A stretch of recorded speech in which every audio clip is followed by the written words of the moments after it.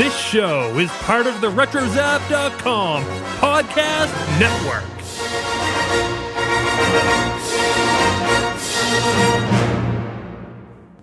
We are recording.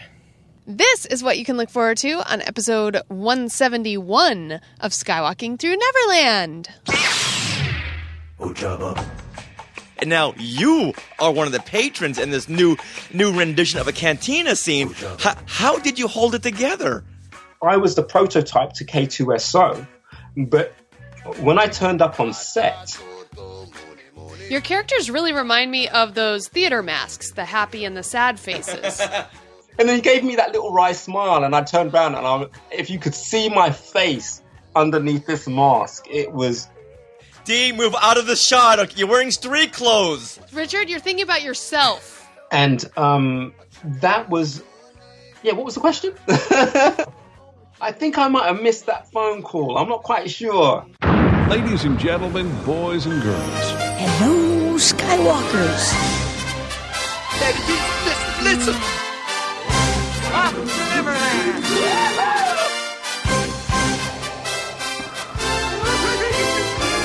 I only hope that we never lose sight of one thing, that it was all started by a mouse. Wow. Oh, You are skywalking through Neverland. Hey, Skywalkers. Are you ready to talk some Star Wars and Disney? Well, if your answer was a resounding yes, then we want to welcome you to Skywalking Through Neverland. This is the podcast where you will find the bright, positive center of your Star Wars and Disney fandom. I am Richard Wolosky, and now everyone, please say hello to my sweetie wife, Sarah, who is currently driving the car. That's right. Oops. Oh no. And my phone just fell off its little thing. Yes, I am driving, and we are driving back from Disneyland. We took a road trip this morning. We did. We wanted to see... This was the first morning since Summer of Heroes opened that we were able to go and check it out at Disney California Adventure. So we were excited, and we got here super early, right at rope drop at 8 a.m. So, right. Yeah. And we stayed about 4 hours later than we were supposed to. That's why we're not periscoping this show and we're recording the wraparounds on the road, very legally, I might add. Yeah. I don't think there's any kind of legality to recording or not recording. Or You know what? As long as don't go through this red light. Okay, good. Okay, good. I was All right. going to, but I know. I decided not to. But we're now back on track. Yeah. Now, we like to start each and every show with a giant Wookiee hug to our family of Skywalkers who listen to the show every week. And we love it when you tweet at us. We are at SkywalkingPod on Twitter. Also, we love it when you post in our Facebook group. So we have a lovely Skywalker family over there. And you know what? We just all share the positivity about our collective adventure through fandom together. Now tell everyone about our YouTube channel, which is booming. Ooh, yes, it is. You know what? Our YouTube channel, we just recorded another, Star Wars Land construction update video. Right. Yeah. About 3 minutes ago. Mm-hmm. Yeah, so that's going to be posting on our YouTube channel very shortly. As well as some highlight videos from Summer of Heroes over here at Disney's California Adventure, and you'll be able to see a whole bunch of stuff. Yeah, we were thinking about you guys the whole time, and we took video of Star-Lord and Gamora's awesome dance-off, Right. which was a huge highlight. The actual ride, Mission Breakout. Oh, that's right. You took video of that, didn't you? Yeah, we took a lot of video, and we're going to have a recap next week. Mm-hmm. Because we sat down with our new friend Josh Taylor from Modern Mouse Podcast, and Anthony from Mousepire, and his girlfriend Rebecca. Yep. So we got a good roundtable discussion about the pros and the cons about Heroes of Summer. Summer of Heroes. Summer of Heroes. I keep doing that. That's okay. Okay. You know what? I'll either get TCL, Chinese Theater, Mans, IMAX right, or I'll get Summer of Heroes correctly. It's Summer of Heroes, Heroes of Summer. It's one or the other. You can't keep both in your head, okay? Yeah, exactly. All right. Now, what I can keep in my head is that we're recording this from Anaheim, California, until we cross the city lines in about 3 minutes, and to Buena Park. We'll be hitting Buena Park. And this is May 30th, 2017. Now, normally this is when I would ask you the time, but you're driving. Yeah, I don't think I should have the time right now. And actually, I don't know. My radio is not showing what time it is. It is. I'm sorry, you guys. It's 3 p.m. Whoa. But my watch doesn't do a fun Minnie Mouse Aw, I'm voice. sorry. Doesn't do any voices. All right, but let's tell everyone what's coming up on the show now, because this has been a really, really fun episode to put together. We're going to be talking to creature performer Dee Tails. Now, Dee Tails, he had played Kratinus, the patron in Maz Kanata's castle in The Force Awakens. He's the one with a big grin on his face. And he also played K1, the droid you see talking and goofing off with some kids in Rogue One. And he was so much fun to talk to. If you think we have energy, man, this guy, he matches our energy and then brings it to a whole new level because he got to be in 2 Star Wars movies. Oh, it was amazing. So his stories are just awesome. We're so excited to have him on the show this week. Yeah, we got to give a huge thanks to Martin Keeler, who got us Dee on the show. Mm-hmm. So thank you, Martin. Also, we have our Skywalker of the Week. We have shout-outs and things we want to share. However, Sarah, we have a winner. Of what? We have a winner. Ooh, that guy was very close. For our buried treasure contest we started 2 weeks ago. Yes. And we have a winner. Why is this? Now, the winner... What? My cruise control is not working. Anyway. Okay, so we had a contest. Whoever was the 200th iTunes reviewer would get this grab bag full of Guardians of the Galaxy goodies. Oh, yay! So, we have our winner. Okay. And that is... Christopher Marino! Wow! Well, thank you, Christopher. Oh my...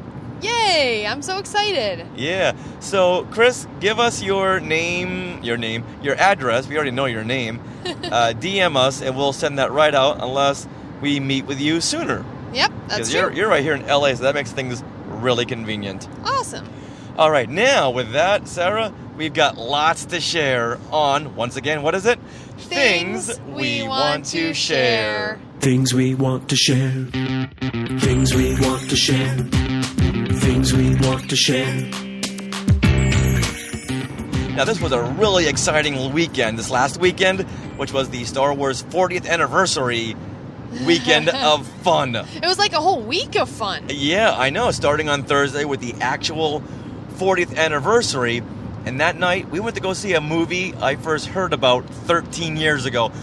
Before I knew you, Sarah, I knew of this movie titled 5/25/77. Wow.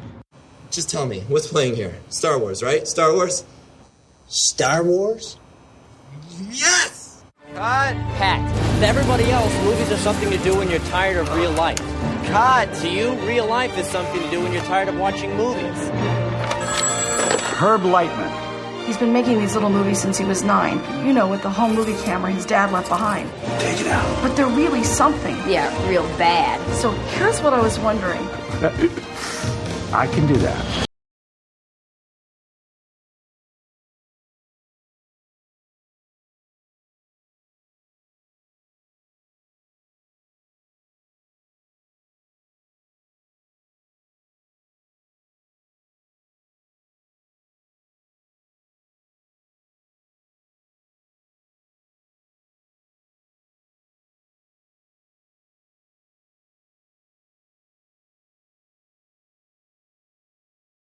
Little Super 8 movies, you can direct how people's lives are gonna turn out? We may be geeks on the outside, but on the inside, we're all killer apes. And that's what you are. Oh no, I'm not nuts. I'm evolved. My ancestors touched the monolith. Your ancestors watched.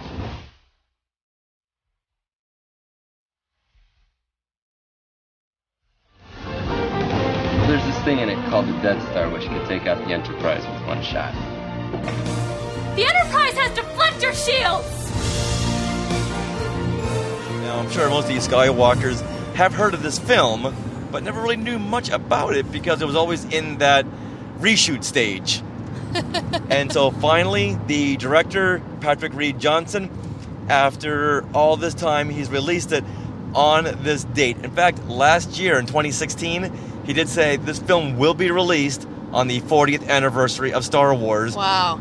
May 25th, 2017. And he released it in just 32 screens. Now, Sarah, why did he release it in just 32 screens? Well, because as you told me, I did not have this prior knowledge, but as you told me, Star Wars was originally released in just 32 screens for the first week, right? Yeah. First week it was just 32 screens. Now, for those of you who do not know of this fan film, I would call it a fan film because it was done by a fan because of his love of Star Wars. Nice. So here's a brief synopsis of this film, which is a coming-of-age story about a young boy who saw 2001: A Space Odyssey, and it changed his life. Well, we then cut to him as a high school student, played by Freaks and Geeks' John Francis Daly. He was the younger brother. Where he's constantly making films with lots of special effects, like sequels to Jaws. At this point, using a swimming pool. There wasn't a sequel to Jaws. And a film I want to see, he made Requiem for the Planet of the Apes. This is him as a young boy making these films. I could really connect with him. Oh, yeah. At that level. Now, in a small town, he's an outcast for liking sci-fi and thinking outside the box. But he falls in love with a girl when he sees her reading 2001: A Space Odyssey. But things become strained when Hollywood starts pulling him in. When he's invited to visit a ragtag team of filmmakers working on a new film called Star Wars, not only does he see things differently, but he makes it a point to get everyone in his school to see it, so he will no longer be an outcast because now everyone will love the thing that keeps him on the outside. Aww. So that's his goal for wanting everyone to see Star Wars, that he doesn't want to become an outcast anymore. He doesn't want to stay that outcast. He wants everyone to get on board so he can say, well, you guys all love the thing that I do, the sci-fi thing that you guys all consider geeky. Right. Now, Sarah, what did you think of this film, 5/25/77? Well, there was some definite moments in there where I could connect. Like you said, he was a filmmaker kid, so I kind of thought of you, honestly. And, if you were a kid now, what you could do with YouTube, wow. Oh my goodness. Yeah. Oh my goodness. So I connected there, and there were definitely some moments that were very emotional, I thought, and that was all very good. The only problem with the film, honestly, was that it was a 2.5-hour film that felt like 3 hours, honestly. That's never a good sign. No, it's not a good sign. So it just needed a nice, good hack of editing there to be one cohesive unit.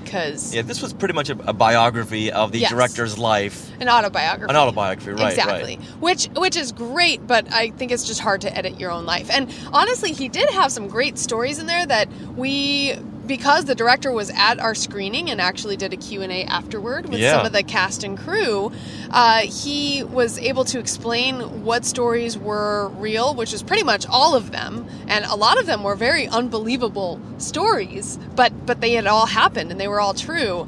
They were just kind of put in a timeline of about a year rather than, the 3 years that actually happened in real life. So I thought that was cool. He just needed to edit his life, and I know that's pretty hard to do.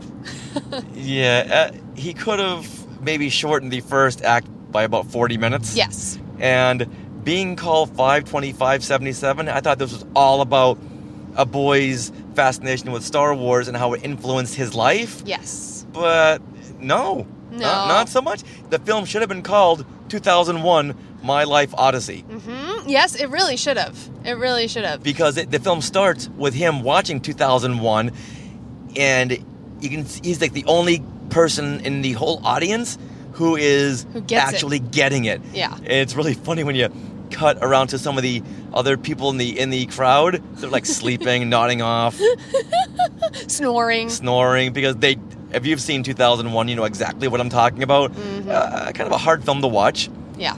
But this little boy, he's getting it. And that moment, that changes his whole life. Now he knows what he wants to do. Yes. Okay, that's great. But now you gotta introduce some of the supporting players, start to introduce some of the complexities in his life, but there were way too many complexities in his life. We just wanted to get the plot moving. And like I was saying in the synopsis, he finds his soulmate, the girl that he sees reading 2001. So there's that instant connection right there. Right. So they have a connection. All of a sudden, Hollywood starts pulling him. His mom, played by Colleen Camp from Wayne's World, from Police Academy, she goes into an American Cinematographer magazine, knowing how much her son loves these films, and she wants to help him. She doesn't understand her son, right? Because he's always blowing generators. He's throwing all this food coloring into her pool to make it look like it's a blood shark attack. So she looks up the editor of this magazine, Herb Lightman, and calls him up. Yep. This is back when the phone numbers, like in the old Star Logs, I recall seeing like phone numbers in there and addresses. You never see that now. No. But she called up this guy and said, hey, you know what? I'm not really sure what I'm doing, but my son really loves the movies that you're covering. Yeah. That you're covering in your magazine. So if I took every cent I had and sent him out there, is there something you can do for him? And Herb Lightman, played by Austin Pendleton, who people may know from, he was in Finding Nemo and Finding Dory. Oh, wow. What was he? He voiced the Gurgle. Oh. But Muppet fans will know him from the Muppet movie as Max, who was Doc Hopper's assistant. Okay. And while we're watching this, I'm thinking, I know this guy from somewhere. And it's Max from Muppet movie. Nice. So Colleen Camp, the mom, sends him off to Hollywood, and that's when he and Herb go backstage to this special effects stage. Right. And before he even gets to the ILM part, he is watching this movie being made, a movie called Close Encounters of the Third Kind. Now, when he's watching it being filmed, some young kid sits in front of him. Remember this part? Well, the young kid starts directing what's going on, and you realize he's the director, and you realize he's Steven Spielberg. Steven Spielberg. And he's like, what, eating a bag of chips or something? Yeah, he's watching an effect shot being set up, but us as the audience, we recognize him from his face and those big glasses that he wore. Yeah. So it was a great casting choice. Yeah. And John Francis Daley, he doesn't know that it's Spielberg sitting in front of him. Right. And he's talking to Herb from the magazine saying, oh yeah, Close Encounters of the Third Kind. And he's going through each of the steps in alien sightings. Each of the encounters. The encounters. The first encounters, first you smell them. Second encounter, first you taste them. Wait, hold on. That's a s'mores I'm thinking about. So he knows all the encounters. And Spielberg turns around because he knows that this guy gets it. Yeah. He gets it. So he's talking to him, he's relating to him, but before long, I got to get back home. I can't stay out here that long. But it opens his eyes to what Hollywood is, and Herb, the character from the magazine, he lets him know that, you know what, this is the toughest town to get into. Oh, yeah. If you want to come out here, chances of you making it is so slim. At this point, John Francis Daley gets to go to another effects shop, which later becomes Industrial Light and Magic. And as a viewer, we see him walking past a ship that looks like, or is, the Millennium Falcon, wow. the Rebel Blockade Runner. Yeah. So as an audience member, we're going, wow, look, he gets to be in this shop with all these iconic ships that he doesn't even know what he's walking into. It was so neat. This is 1976, 1977. How could he know? Right. Him walking by all these Star Wars spaceships was later added into the film by John Knoll. Oh, okay, gotcha. Who, of course, we all know as the effects supervisor for the Star Wars prequels and the story concept. He did the story concept for Rogue One. Right. So, of course, we all know who John Knoll is. So John Knoll worked on this film as an advisor and a consultant, which is pretty cool to know that he worked on your film, and the film was co-produced by Gary Kurtz, our 40th anniversary guest from last week, the producer of Star Wars, and Fred Roos, who had worked with Lucas so many times in the past. So he had a good crew working with him. But this is where the film fell apart when he got back home. He had seen a rough cut of Star Wars when he was in Los Angeles. Mm-hmm. So he went home and told all his friends, guys, your life will change after you see this movie. You've got to see this film. And it's one of those days where, it suddenly turns into like a sitcom. Yeah, 5/25/77 was like an hour long in the movie.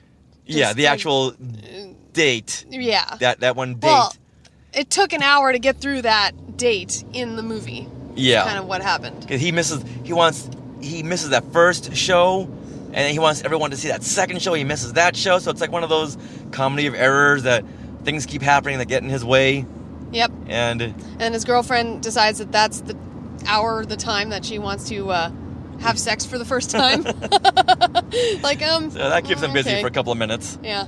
But then something's happened in that scene. We won't spoil that, but so once again, coming of age story that should have come of age an hour earlier.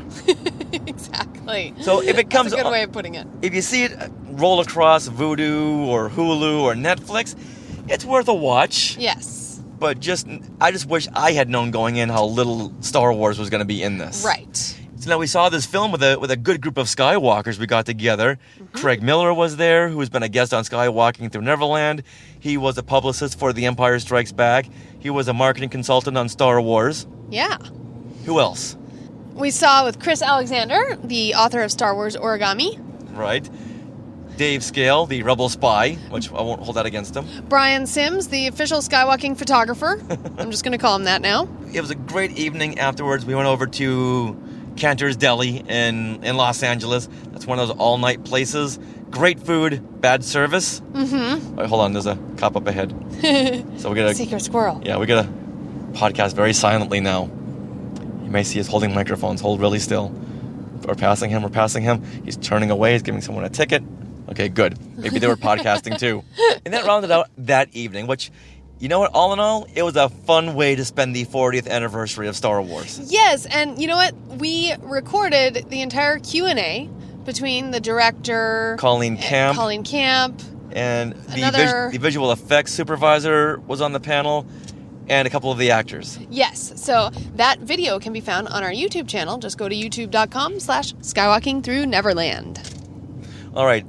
Then from there on Saturday night, tell you what, we're about to hit home, so we're going to stop recording. Yep. And then we'll pick it up later on.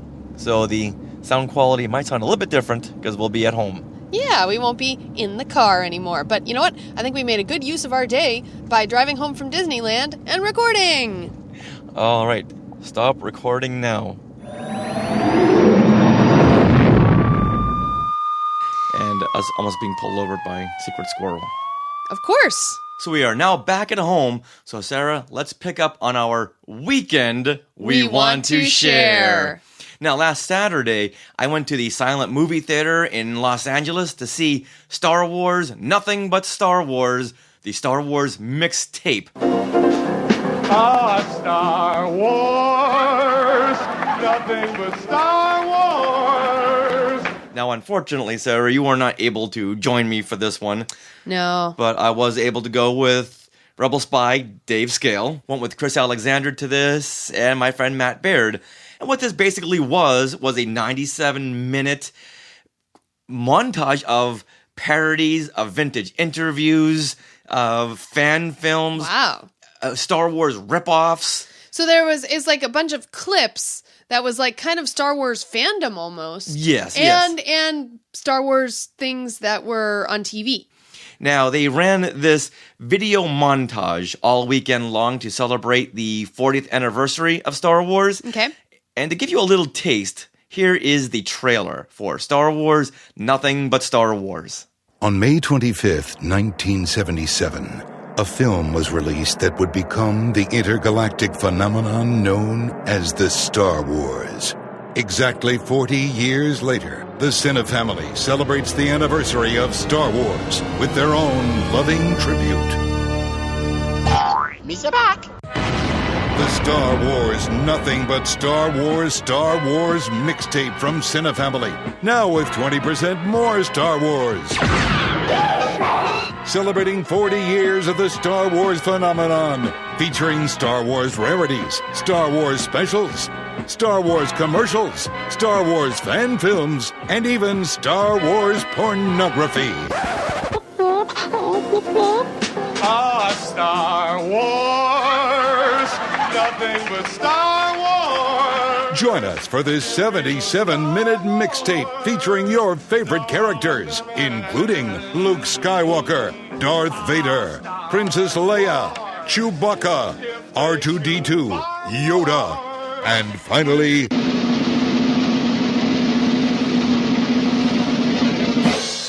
C-3PO. My name, you know, is C-3PO. Rapping about space, the new place to go. You can eat all you want to, you won't gain a pound, because there isn't any weight here like back on the ground. We travel very fast, near the speed of light. You can leave in the morning and get home last night. The Star Wars Nothing But Star Wars mixtape from Cinefamily. This is the mixtape you've been looking for. This is very, very bad. They hyped it as a 77-minute montage of just obscure video clips and parodies and such. But when we were there on Saturday night, they said, hey, you know what? You guys are getting something special. You're getting the special edition, which is 97 minutes. Oh. Get it? 97? 1997 is when the special editions came out. Okay. So we got a longer edition. Edition, yes. There was the Star Wars guest appearances, like all the vintage fans will remember Donnie and Marie and Bob Hope.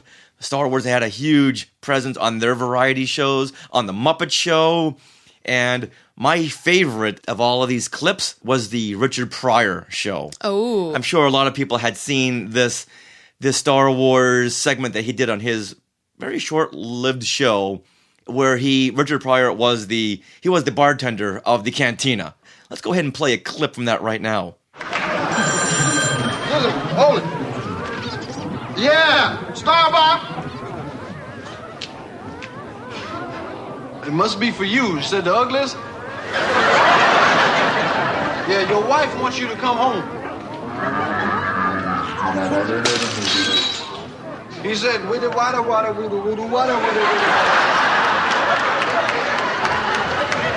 Okay. She said, water, go to water, get it, water, get it, water, get it. Now, I recall seeing that on TV when I was a kid. Very, very funny stuff because they had used all the screen-used costumes. Okay. Since wow. Rick Baker Studio is just down the street, they could use all the costumes that were in the film. That's awesome. But what we had seen here was there wasn't a thread of a story. It was just, let's just get all these clips and put them all together. And 97 minutes later, we have this awesome Star Wars, Nothing But Star Wars mixtape, they called it. Aww. And it really focused on the vintage days. So you had a lot of, like I was saying, Kenner commercials, stuff from the holiday special. So they really focused on Star Wars ripoffs. Okay. Like you'll see a lot of Japanese Star Wars ripoffs where they pretty much got the costumes, for like the Don Post costumes, and spray painted them a different color. Oh. And there you go. Yeah. There was one film they kept referring to with Richard Kiel, who played Jaws and Moonraker. Yeah. And he was like a Darth Vader character, and he had like a little robot R2-D2 dog. the craziest thing, and I was mesmerized by this. Wow. And I like Sarah, you said that you had seen something that said this was going to be on YouTube. Yes, eventually. And yeah, so probably hope, the 77-minute version will be on YouTube. I hope it is, because I could not stop watching this. It was 97 minutes, and I could have gone on even longer. Wow. Yeah. My goodness. Now, if they do air this on YouTube, there were a couple of X-rated clips. Okay. They were X-rated, but they showed us the R-rated versions of, well, Star Wars in the adult world, if you know what I mean. Yes. Now, this was the reason Lucas stopped. He pulled back on the Don Post masks. Okay. Because people were using them for stupid things like this. Oh, and he did okay. not want people to associate that with Star Wars. Right. So he pulled it back, unfortunately. if it does get on YouTube, well, hopefully they'll have a PG version of the R-rated version. Right. Now, there was a couple of clips that show Jar Jar. I guess if you're going to go to the absurd and really Definitely. funny, got to throw in a couple of... They weren't mocking Jar Jar, dude. You had a couple of clips of Ahmed Best just doing a couple of dance moves on the set of Phantom Menace. Oh, fun. But other than that, it was all Star Wars, nothing but vintage Star Wars. Okay. Star Wars. If they should, Star Wars. All right, but the next night, though... The Star Wars fun didn't stop. No, we Sunday had night. a third night of Star Wars anniversary fun. Mm-hmm. Now, tell everyone what we did. We went to the Scum and Villainy Cantina. It's kind of like this pop-up cantina, almost a speakeasy type place in Hollywood, right off of Hollywood Boulevard. So, you and I... Well, we got tickets back in November. Yeah, we got tickets way back in November. Not really knowing what this was all about. Mm-hmm. We got these tickets for something called the Scum and Villainy Cantina. What is that? Sounds fun. We're in. Mm-hmm. And as time went along, we weren't hearing the greatest reviews. Right. So building up to it, we thought, we'll go there. We'll get a group of Skywalkers together. Brian Sims was there. Margaret Mays. Dave Scale was there. Also Matt Baird. And Matt Baird, who's been joining us There's 6 of us. He's been joining us a lot lately. Yeah. So we hadn't been hearing a lot of great things, but we thought, with this great group of friends, of Skywalkers, the family of Skywalkers, we'll create our own fun. Yeah. Dress up a little bit. But when we parked and walked down the street, suddenly we saw a Wookiee walk down Hollywood Boulevard. No. What happened was we were walking and we were walking down Hollywood Boulevard and we saw someone in a Wookiee hoodie walk out onto the street and into a car. We're like, ooh, we must be in the right place. And then the entrance was in the back, in the alleyway. Back alley. This really was a Star Wars speakeasy. Right. So then we turned the corner to go into the alleyway. And when we turned the corner, we saw another 3 people turning the corner, but they weren't people. They were a Wookiee and Leia and Han, all dressed up, cosplayers. So it was really awesome. We turned the corner. Here were Leia and Chewie and Han. And they got in line with X-Wing pilots and stormtroopers and a bunch of other really fun cosplayers. Yeah, it was really neat. So we walked into the alley. We got in this line of, cosplayers and people dressed kind of like they were going out for the night. And it was really neat. It was like this Star Wars alleyway as we were waiting to get in to the Scum and Villainy Cantina. At this point, we thought, maybe this is something we can have fun with. Mm-hmm. All right, so we're starting to feel better about this. The doors opened, and there was a replica of the Mos Eisley Cantina. Yes. And it was so nicely done. And you know what music they played as we walked in? 2001: A Space Odyssey. Now, were they calling back to 5/25/77? I don't know, but it was really funny. It was also Spake Zarathustra, so that song by Strauss. They would want to play the Cantina theme as we went in. I know. That would have been perfect. But the whole decor, it wasn't just like, let's throw up a couple of posters here and there. Mm-hmm. It wasn't like, let's throw up a couple of references here and there. It had the arched little alcoves you could sit in with the little tables. Yes. They had that rounded bar with the IG-88 heads hanging down. So when you walked in, it's like, okay, I'm really believing I'm walking into the Scum and Villainy of Mos Eisley. It was really neat. Yeah, and it was pretty crowded. And they gave you, when you walk in, they gave you a couple of drink chips and a challenge coin. Yes. Which was a coin that if you wanted to come again, the price would just be $10. And I think we paid, $50 to get in? $50 to get in. $50 to get in. But we got a very nice glass at the end of the night. Got this challenge coin, which lets us back in. Yeah, lets us back in for $10 for $10 instead of $20. And we got 2 drink tokens. Yeah. Which the drinks were $12 each. Mm-hmm. So all in all, it was $25 to get in. Now, Devin Myers is asking, was there a blood stain on the floor? That is a good question, Devin. Yeah, and there was a hairy hand and a cupped hand next to it. Which walrus man or Ponda Baba just lost a limb Yeah, a day earlier. We don't know. We didn't really ask questions. We're having too much fun, and maybe now looking back, we should have looked into this. But it was cool. There was a person dressed as a Twi'lek. It's really the cosplayers and like the people who get into it that really make it what it is, I think. Yeah. So if you have the opportunity, if you live in Los Angeles, definitely go. We were talking to the security guard outside, and I asked him, when is this going to go until? He said, you know what? They're doing very well right now, so there is no end date. Mm-hmm. I think there's an end date on their website something. Right now, you can buy tickets through June. So what they have going on right now is everyone who bought tickets back in November like we did, we already set our times of when we were going. But now, continuing on in June and probably for the next couple months, what they're doing is they're allowing you to buy tickets for $40 instead of $50, which wow, is... that's well worth it. Yeah, well worth it. It is. And then you can pick a night in June to come. And another tip is what they do is they have these 2-hour blocks of time to choose so you can go into the Cantina, which is really all you need is the 2 hours. However, the last block of time on any given night, because they don't have to push you out for the next slot, then that block of time, if people are buying drinks and stuff, they'll just let it continue a little bit longer. So in other words, if you get like the 5:30 slot, at 7:30 you're out. Ooh, Samir says they really want to plan a line event there for December, for lining up. That would be a great idea, Samir. And I think... But we don't know if it's going to go until then. But, okay, my prediction, it's going very strong right now. Yes. So if they market it just right, they can get these summer tourists in, which will bring them to August. They may have a couple of slow months in September.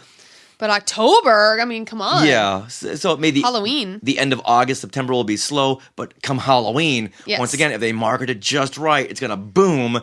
And it might slow down a little bit in November, but as soon as The Last Jedi hits Hollywood, it's going to be huge because people will want to go from one to the other.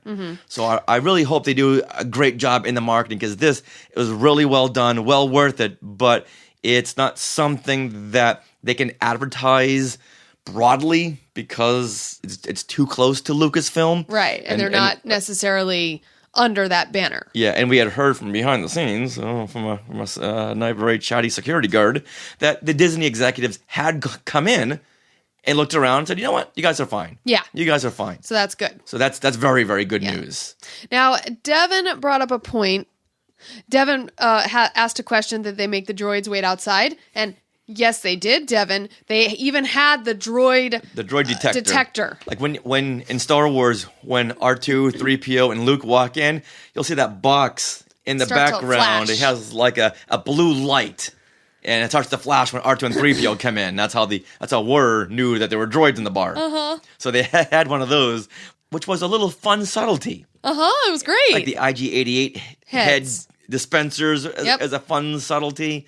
And now, where are pictures? They can find pictures of this. Our Facebook. Our Facebook group, right? Yeah. Brian Sims took like 1 billion pictures. Yes. Really, really nice pictures. And he had a good camera, and it was dark light. So there's some really great pictures there. Oh, and as for the drinks, Richard, here, you know what? Shall I share the drinks with them? Please. I've got a picture of the menu here. We had a number of the blue milk specials. Okay, the blue milk was the best. It was really good. By far. Okay, they had 3 special drinks. They had the blue milk special. They had the chosen one. Yes. Which, out of the 3 drinks, was my 3rd favorite. Yeah. And then they had the one I tried. I've got a bad feeling about this. That's it. Which was the red drink. And usually I like less sweet drinks, but the blue milk was probably the sweetest, but it was the best. It was yummy. Yeah. Pan-Galactic Gargle Blasters. I don't know. Samira is asking on Facebook, Pan-Galactic Gargle Blasters. I'm going to say yes. That's funny. All right, so if you do live in the Los Angeles area, don't wait because we don't know how long it's going to last, but get down there because it's really, really well worth it. Yeah.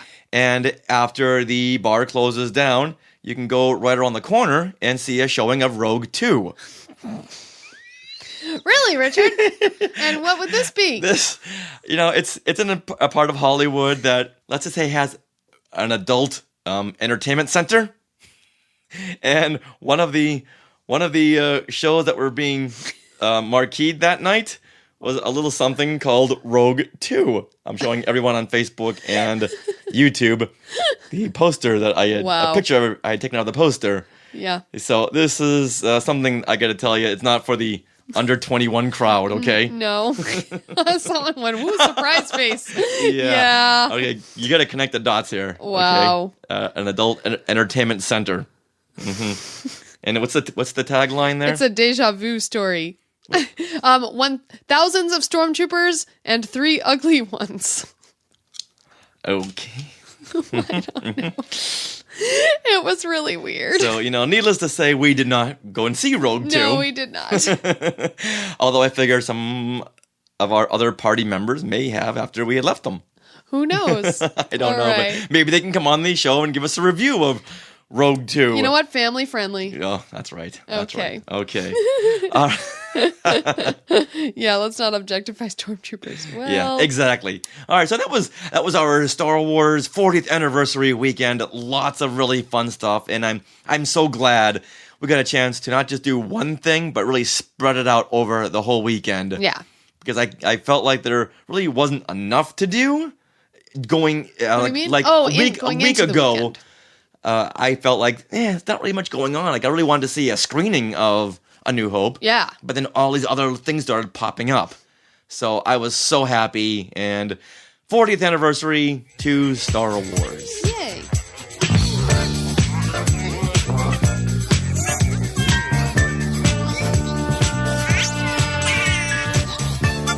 There are many actors who have played multiple roles in the Star Wars films, such as Warwick Davis, Silas Carson, and Dee Tails. Creature actor Dee Tails played a patron in Maz Kanata's castle in The Force Awakens and a droid on the streets of Jeddah in Rogue One. So now he's on Skywalking Through Neverland to talk with us about all of his great adventures. Hey, Dee!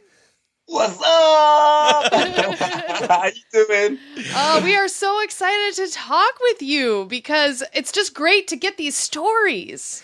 Yeah. Yes. Yeah, and we love talking to the guys like you behind the masks because you guys have such different spins on stories and the unique stories and such. So we're so looking forward to diving into the Star Wars canon with you. But you know what? Let's go back a few steps. How far back does your fandom go? Your Star Wars fandom? Oh, I grew up watching Sesame Street and the Muppets. Big fan of Jim Henson and Frank Oz and the entire gang. And it was one Saturday morning. It just finished. And then they were showing this, the making of these movies. And there was one of Dune and the next one was of some other movie I can't remember. And then obviously I do remember Star Wars because it came up and I was totally engrossed because I couldn't believe that these guys were pretending the same way I pretend in the playground. And they're shooting these guns, but these guns are shooting lights across the screen, and so that grabbed my attention right there. And then it kind of segued into Empire Strikes Back, and then that's when I saw Frank Oz, and I'm like, that's the guy that does Miss Piggy's voice. and then Jim Henson was about holding Kermit, and I was like, oh my goodness, and that plugged me straight in. And then the next part of that was Return of the Jedi, and you saw all these Ewoks in this field and these stormtroopers in this field with their helmets off, half in costume, half out, and I'm just like, wow, I want to be a part of that. But then I just completely forgot about it. Years and years later, forgot about it, and obviously moved into acting and things like that, and never thought in a million years I'd be this close or this deep into Lucasfilm history. It's just amazing. Yeah, that's a very similar story to mine because I used to love the behind-the-scenes photos and seeing those stormtrooper actors with their helmets. I was like, wait a minute, those are real people there. I'm a real person. I can do that. You connected the dots. Yeah, I didn't know anything about the movies. The only thing I knew about the movies was in the playground. And in the playground, we just had this thing going where who's stronger, Superman or Chewbacca? Because Chewbacca has to hold these rules apart. And this is after not even seeing the movie. So you're going from these bubblegum cards of seeing these images of a gold droid and a blue and white droid and this hairy ape type thing or whatever, and you're just taking the rest of it straight from the kid's mouth in the playground, which has obviously been twisted after all the excitement, and they have no idea what they're talking about. But you're in there. You're just like, Star Wars, okay. Well, Superman can be killed by a little sliver of green kryptonite, where it takes a planet to kill Chewbacca. Or a moon. A moon, right. So that... Hardened green bogey, I think that's called, yes. Yeah. And then with the puppets, I love the idea of these puppets, like with Jabba and Yoda, and it just connected to me. And years later, I became a puppeteer in the film business, all because of Star Wars. But you know what? Let's talk about your dream here, because you're living the ultimate dream of not just being in one Star Wars film, but two. Now, in The Force Awakens, you played a creature named Kratinus. Is that the right pronunciation? Yeah, twin brother of Prashi. Right. By Tom Bell, yes. Yeah, okay. And these two brothers can be seen in Maz's castle as Han, Rey, and Finn are walking in. You and your brother are playing a game of chance off to your left, and then later on, you guys get your own insert shot, which is fantastic. Now, tell us about this character and what it was like playing him. It was an absolute joy. I mean, first of all, I was brought in to be part of Varmic's gang. You know, Varmic is that hairy wolf type guy who leads the camera around. As soon as you get through the doors, he walks past the camera and you follow him for a bit.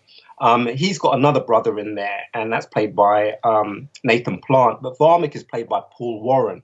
And so we were going to be part of this gang, as far as I'm aware, until they weren't sure what they were going to do. And then next thing you know, I'm getting a phone call saying, I've got some good news and I've got some bad news. And there's the bad news is that we've had to give Varmic and his gang to some other people. Oh, no. Yeah. And then I was just like, and then by then my head was hanging on the phone. I was like, okay. And he goes, oh, but the good news is Neil said, let's see if we can find Dee something. Now, I wasn't believing that for one moment. I just thought my chance had come and gone. And if this is as close as I get to Star Wars, then I've made it. I was just celebrating just being that close, you know? And then I did get a phone call, and it was to come in to try on this head, which was it's just like a rubber foam head, and it was Prashi's head. And I just thought, okay, so I'm going to be playing this alien. And they said, oh yeah, but he walks about on his knees, so we got some shoes for your knees. So it's like, okay. just for body proportion, they just wanted it offset rather than get in Warwick in to do it or something. And so I was going backwards and forwards doing that, and then I was introduced to Tom, and I was just like, oh, there's going to be two of us. And then that went on for a few weeks, and then they said, right, we've got the heads for you. And then they came out, and then I put my hands forward to grab the head, and they passed it straight to Tom. And I was just like, oh, okay. They said, you know, and I just thought, oh, you're not sending me home, are you? Oh, no. And then they said, no, Dee, your head is coming. And so I was like, okay. And then when it turned up, it just had my grin all over it. And I was just like, oh, you guys are awesome. You guys are just so awesome. And then it was Aidan Cook who plays a few creatures here and there. He plays two tubes. Awesome. Wow. In Rogue One, yeah. And then Paul Casey, who plays everybody, man. But Paul Casey is just everybody all over the place. But he also guides us and trains us in emoting and how you walk and how you carry yourself as these creatures. And those guys came on board and gave us a few minutes of coaching. And then we thought, okay, is that it? And they said, no, you got to come in next week for show and tell. And I was like, oh, what's that? He says, well, we have a whole bunch of you in a room, and then JJ and his crew are going to come through, and they're going to pick and choose who they want on the set. And I was just like, oh, so I've got another week to wait. I was like, oh, my God, this is going to kill me. Oh, no. So, yeah, and then that week came, and it was awesome because you're talking about how Jabba and all those people inspired you to do puppetry. Once upon a time, when I did music, I did this TV show called What's Up, Doc? And there were two puppeteers on there, Dave Chapman and another guy. I think his name is also Dave Brandt, maybe. I'm guessing. I hope I haven't got that wrong. But I saw Dave Chapman there, and he introduced himself, and I was like, oh my God, yeah. I said, where's Dave? And he says, oh, he's in America. And I said, do you remember when I came on that show and I got his autograph just because he operated Jabba the Hutt's tail? And he goes, yeah. And I said, now look where we are. And at that point, I didn't even know Dave was one of the 4 puppeteers who operated BB-8. I think Dave Chapman operates BB-8's head. So when you see all that cutie stuff, that's all Dave. Back to this show and tell, right? So I'm in this room, and then Neil comes to us and he goes, right, in a minute I'm going to say creatures come alive, and I just want you to keep going until I say stop. And now, this is Neil Scanlon, who was the head of the creature department? Yes, this is the boss man. Gotcha. And so and I just said to him, I said, what, I just got to keep going, because all my character was doing was laughing. And he says, yeah, just enough. I was like, okay, I could do that. Right. And so I had my back facing the entrance, and Tom could see them coming through. And then he was going to cue me by whispering something to me in this alien talk. And then I was just going to start cracking up. And literally, that's all that happened. And I glimpsed JJ a couple of times. And at one point, he said to Neil, how did these guys move? And so without being asked, me and Tom just started waddling along and talking and laughing or whatever.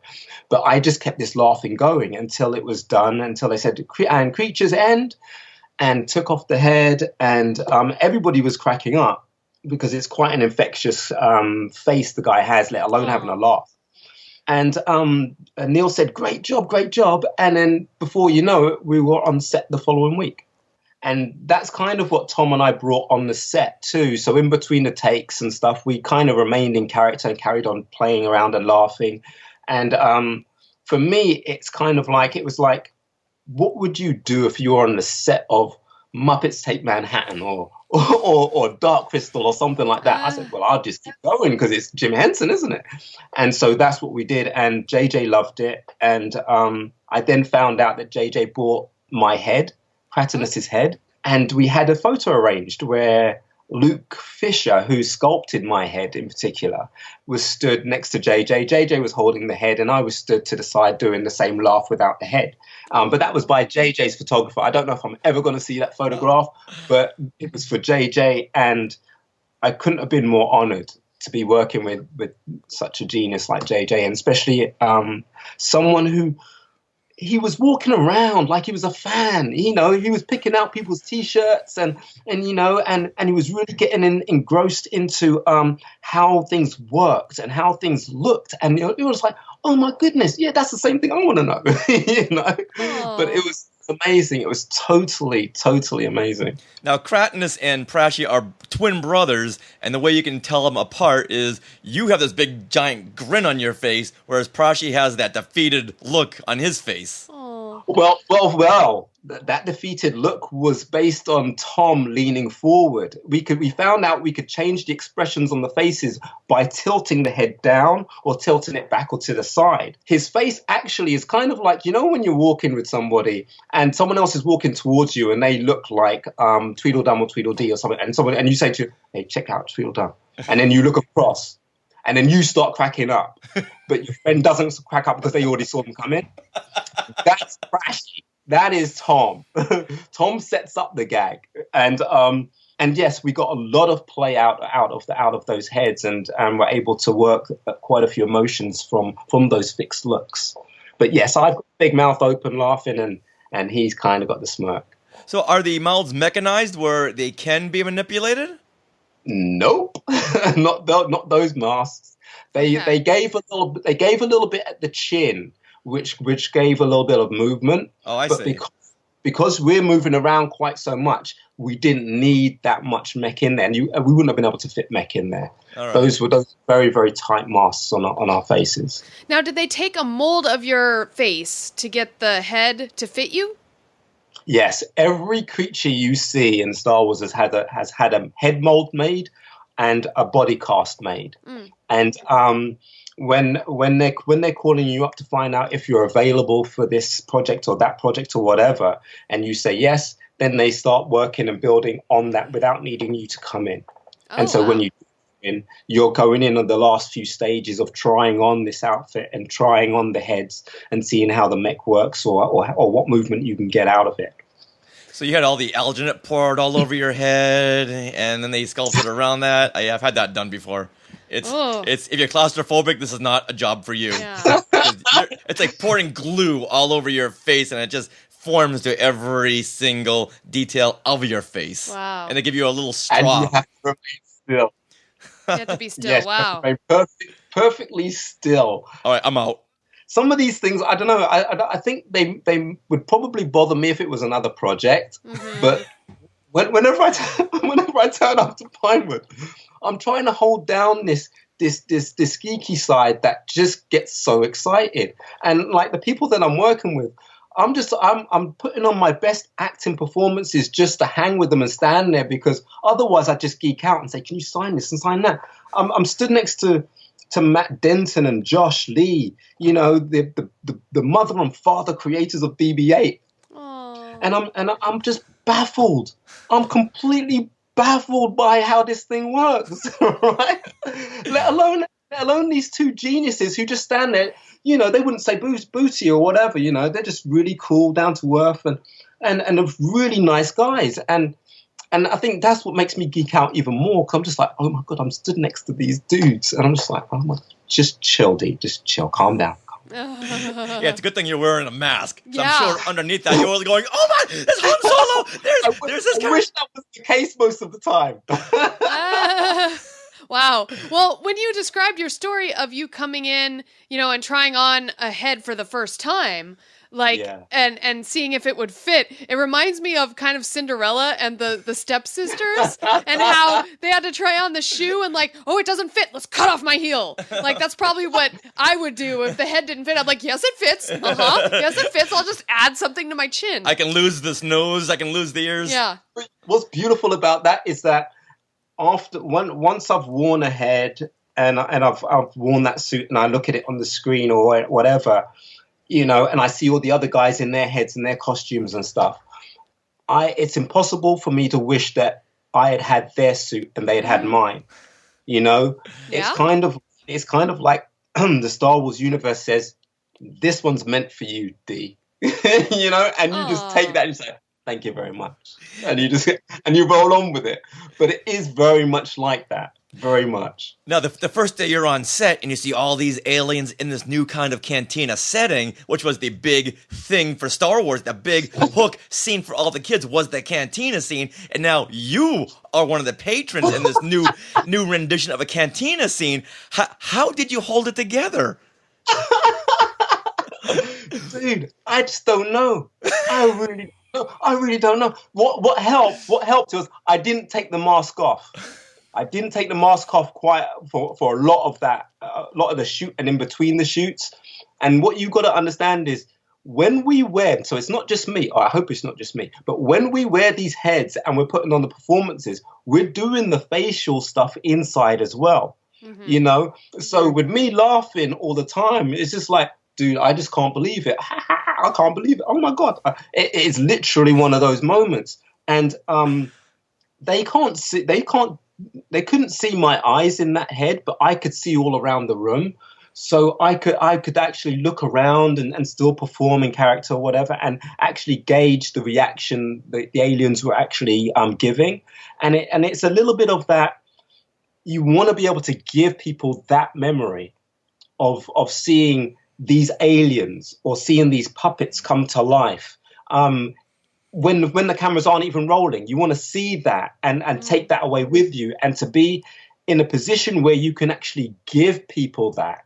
You know, we were very aware that we were giving JJ and his crew those moments, but everybody else, I think there's a making of on The Force Awakens, and you see Derek Arnold, who plays Pow in Rogue One, Big Mouth. Yeah.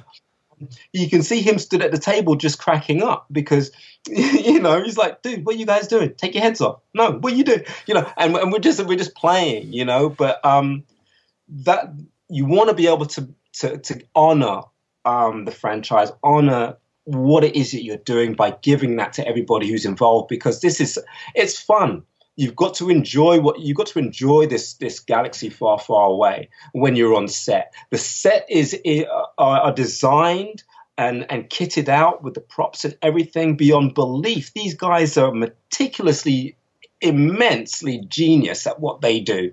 You know, you walk into that cantina, you're in the cantina. There is no reason for you not to perform. There is no reason for you not to believe you're in Star Wars, let alone some little maquette stood right next to Lupita saying, Han Solo! And you turn around and Mr. Ford is just stood right there. I've got goosebumps right now.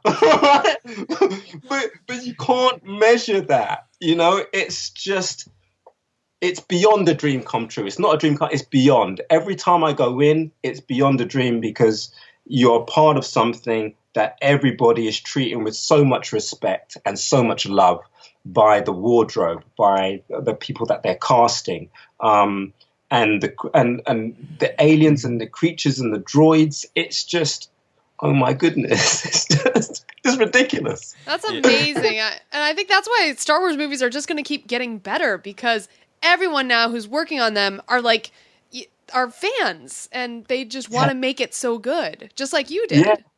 Yeah. And funny enough, the people that aren't fans, yes, who might be performers, they love what they do, so it doesn't matter. You know, they're giving you the best performance of their career because they're being put in these amazing suits that they wouldn't normally get to wear. That wardrobe or Neil's department has created for them, you know. And then when they're seeing the actors or they're seeing the scenes and stuff, they then get drawn into Star Wars and then get to look at it for the first time with a different level of perspective now being attached to it, you know, and being attached to a large family. So it's incredible. Now, did JJ direct you at all, or did he just say, do what you did in the rehearsal and we'll run with that? Yeah, he did. I think there's a picture. There's a picture of him face to face with me at one point. And it was to do with when Maz walks past our table and approaches Han Solo and Rey and Finn and BB-8. And there was 1, 2, 3. I think there was 3 different takes. So there was one where a model came through and reached that spot, and then Lupita delivered the dialogue. Then there was one where I think they just traveled with the silver grey ball thing, which you may have seen in some of the special effects stuff, which deals with the lighting. And then there was one with Lupita just stood beside our table or just past our table, but the camera followed and picked her up there. And that was...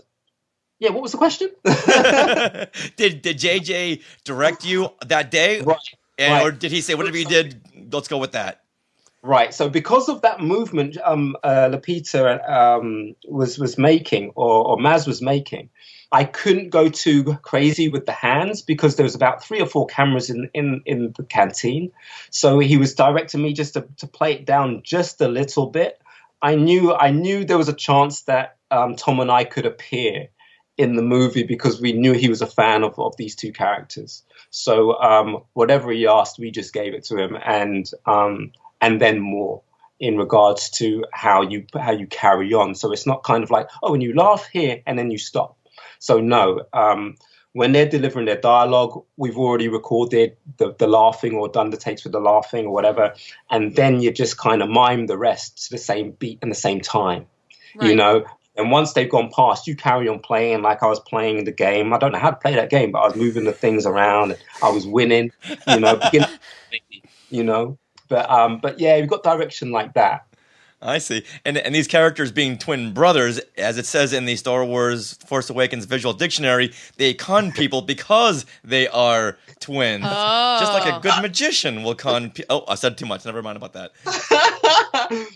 You know what was beautiful about those 2 characters is that one couldn't work without the other.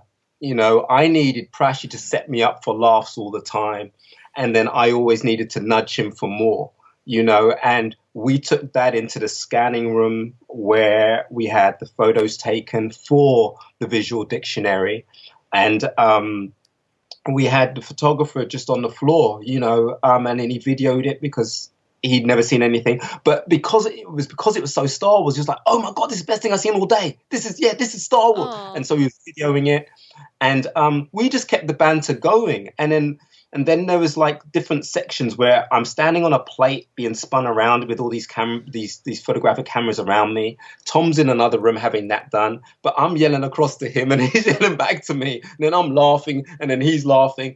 But it was a beautiful moment. You just can't recreate those things. You just really have to be in the moment and carry on and play it out. Yeah. Your characters really remind me of those theater masks, the happy and the sad faces. It's like, I wonder if that's what the inspiration was for those. Maybe a little bit. Because like I said, maybe a little bit. Because Prashi's face, he's kind of got that wry, cheeky smile like, check that out over there. It's going to crack you up. He has that kind of look on his face. Kratinus just can't hide it. But the contrast between the two plays so well. And it was like we were imagining if there was a shootout that took place, the two people you just didn't want to give guns to would be Prashi and Kratinus, because we'd just be blasting it all over the place, not caring who we shoot, really. And we were in the scene. We were actually in this scene. You know when they're blowing up the planets and everyone rushes outside and looks up. Yeah. And then Finn comes back and then they're seeing the First Order blowing up the planets. We were originally in the back of that scene, you know, and there's me, I'm sitting there laughing, I'm going, boom, boom, all that kind of stuff or whatever. And JJ was saying in one of the takes to Harrison, he says, yeah, everyone's looking up in shock and horror, but and don't mind the laughing aliens at the back there. Harrison was like, what laughing aliens? And then he looked across and we were there. And so yeah, it was understandable how we were taken out of that scene. It was wow. Oh my gosh. No, I think I would just, I've said this many times before in the show, I would just lose it seeing the actors as the characters. To be looking across the stage and seeing not Harrison Ford, but Han Solo or Chewbacca, I would just lose it. I couldn't keep myself together. Yeah, I'd have to have a mask on just because I would just be tearing up inside. And the latex would be eaten away by my tears. I think you know exactly how I feel on a daily basis. I think you know exactly how I feel. You know, there was two moments. There was one moment where I was leaving the set and I just opened the door and there was this mini entourage of people with Harrison. And I'm just stood there and I'm looking at Han Solo walking towards me. And I'm just like, let me just open the door for you, sir. You know, there you go. Right? See, now this is something I would remember. He won't remember this, but you know, that's a memory for me. Yes. But then the second thing was there was another moment where JJ directed me because he wanted an option for when Maz says Han Solo and then everyone turns. There was a moment where I was going to turn. And he said to me, well, I don't want you to turn into your right. I want you to turn to your left because we're going to cheat it. And I was like, okay. And then you're going to turn and you're going to see Harrison. You're going to see Han Solo there. So I turned and Harrison Ford was standing right there. So, you know, I knew there were some people. I thought there might be stand-ins and stuff like that. But Harrison was stood right there and I couldn't help it. And I just went, oh, Solo. And then he gave me that little wry smile, and I turned around, and if you could see my face underneath this mask, it was elated. It was just like, oh my goodness. Wow. Wow. That's cool. You can't work on these movies and not have a geek out moment. Yeah. That's what I'm finding, and I'm struggling. I'm struggling really, really hard. Yeah, back in 1994... when the Energizer Company was doing the Star Wars Energizer Bunny commercials, I had a friend at ILM who said, Rich, we might be casting for Stormtroopers, but if you get chosen, you cannot embarrass me. You've got to keep it together. It's like, you know what? If I'm wearing a mask, I will keep it together. I promise you, I will keep it together.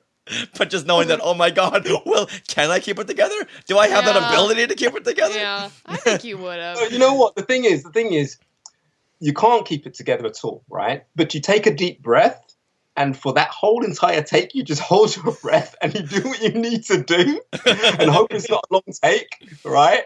And then as soon as they say cut, it's like, oh my God, I just did this, I just saw this, you know, you take those moments because it's kind of like, it's like now when I look back on episode 7, there are just so many little bite-sized gems that I have, and they're just, they still give me the kick today that they did back then. It's kind of like, I'm literally not imagining it. I'm just going back in time just to view that for a second and then moving forward, you know? Yeah. It's just, yeah. You guys there. You guys know. Richard right there. So, yeah, I'd be thinking about my grocery list. I need eggs and milk, and I would have to do something to distract myself. Yourself? Yeah. Well, impossible. It doesn't work. I'll keep that in mind. Yeah. When the creature department calls me, Neil Scanlon, you got my number, okay? I promise I will keep it together. I do promise you this. Just things that have happened, man. Put in a call to Neil, man. Hey. Yeah, all right. Do you happen to have Neil's number on your... Go ahead. What is that number?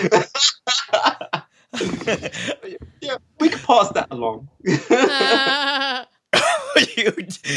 Pandora's box was just opened. I know, right? Oh, my goodness. Okay, I need a second to take all this in. Well, while you're thinking about that, let's go back to Kratnus, the character. Do you think that Kratnus survived the attack on Maz's castle? Ooh. Oh, hell yeah. Hell yeah, yeah. We got out. We got out while getting was good. You see? Now, because you didn't see us looking up at those planets being blown up, yeah, we knew something was happening. Yeah, we knew something was coming, so we did a runner out the back. That's the way. That's me and Tom's story. And we're sticking to that until Pablo tells us otherwise. Sounds good. You've already thought this through. Well, of course, wouldn't you? Oh yeah, I would. Character? Yeah. You'd like have this backstory all. Maz is a little force sensitive, so maybe Prashy and Kratnus, they're force sensitive too, and they knew something was coming, and they got out of there. It's like we could warn everybody else, but that's giving us a bit too much credit, saying that we're force sensitive. I think we're just a little bit savvy. We're just a little bit savvy. We know what's happening. They got street smarts. I think we snuck out that way. If you give us the force and stuff like that, then it's all bad news. It's just you wouldn't give that to these two crazy cats, man. Or maybe you would. The potential is fantastic. Oh my goodness. Star Wars Story Group, get on this. We need a comedy spin-off. Yeah, right? All right, I'm on it. Yeah. Well, your spin-off, now your spin-off is Rogue One. So should we move on to some of these stories? Okay, all right. Now, in Rogue One, you do play a tactical droid named K1, and he can be seen right in Jeddah City, right as they're establishing all the citizens, and you see your droid K1 talking to a bunch of kids. Now, what do you know about this character, and what was it like playing a droid this time? This is an amazing thing. It's I got a phone call from the CFX department, and they said, well, Gareth wants to see you about this part or something. So I'm just like, okay, cool. And he wants to see Nathan as well, Nathan Plant. So okay, we got to this office. We sat down with Gareth, and a couple of the guys had mentioned that they remembered me playing Kratnus from The Force Awakens, and Nathan playing one of the Wolf Husk characters. Mm. And then Gareth said, "Well, I had a chat with Neil, and Neil said, right, you're getting Dee and you're getting Nathan." Wow. So there wasn't much of an option, wasn't much of a choice or whatever happening for these characters. And what happened was Nathan ended up playing the silver Imperial bug-eye droid in Jeddah, and also the black bug-eye droid when they're walking through the train station, our tube station. Yeah. See him there.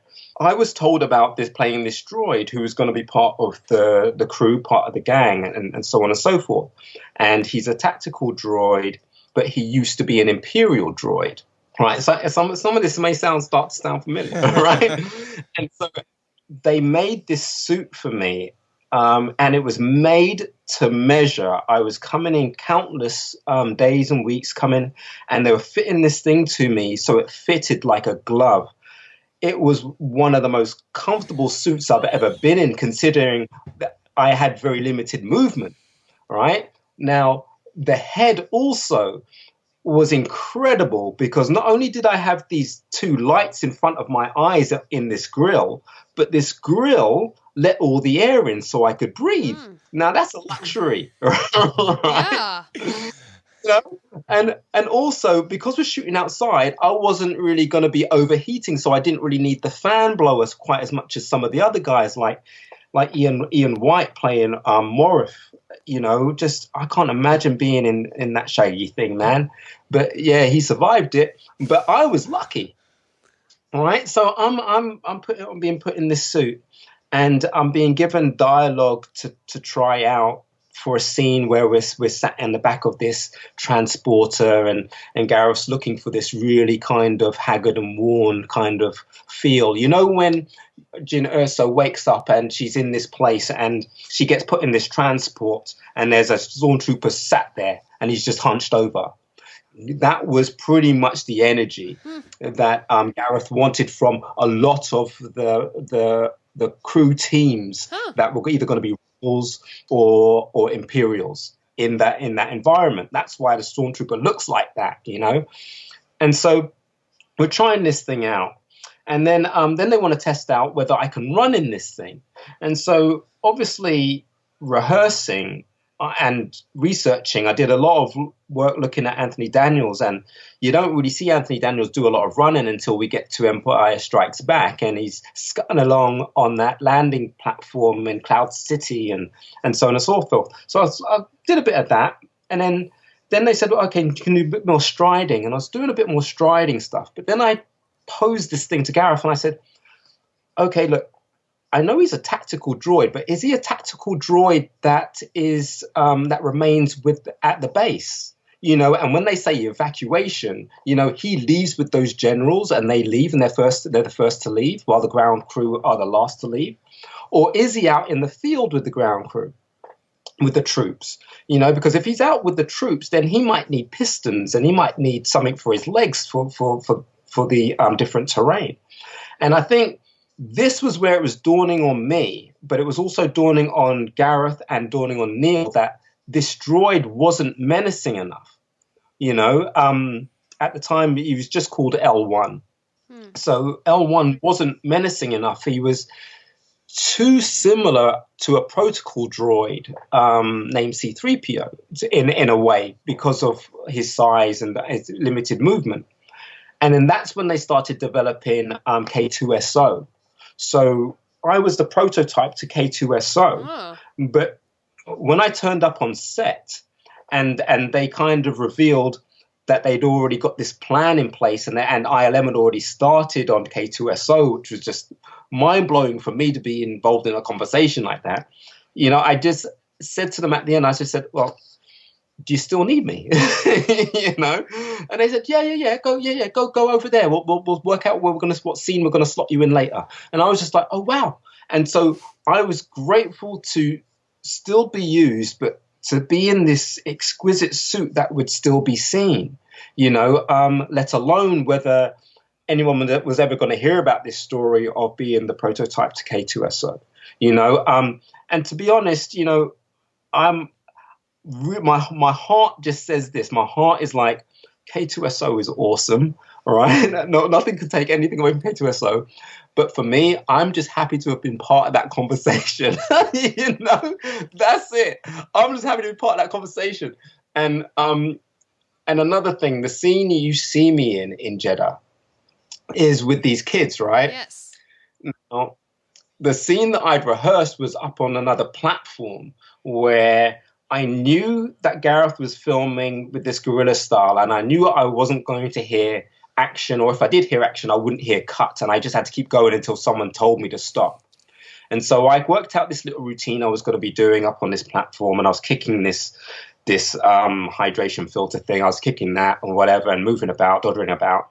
And then in between one of the takes, we had a break. So I came down And I was walking across in the sand, and these kids came running up to me, these adorable little kids, and they're like, "Oh my God!" It's like, and they started talking to me. "What droid are you? Do you know R2-D2? And do you know C-3PO?" And blah blah blah. And so I'm talking to them in my character voice. And, "Oh no, I'm L1," and I'm doing all of this stuff, and they were just constantly improving too, right? And I'm just thinking, oh my goodness, this is the best thing ever, right? And so we were doing that. And then someone noticed that I was getting on with the kids. And then they said, okay, well, before the tank comes through, there's a crash speeder over there. We want you and the kids playing around with this thing over there. So they moved us over there for an option on some takes, which they didn't use.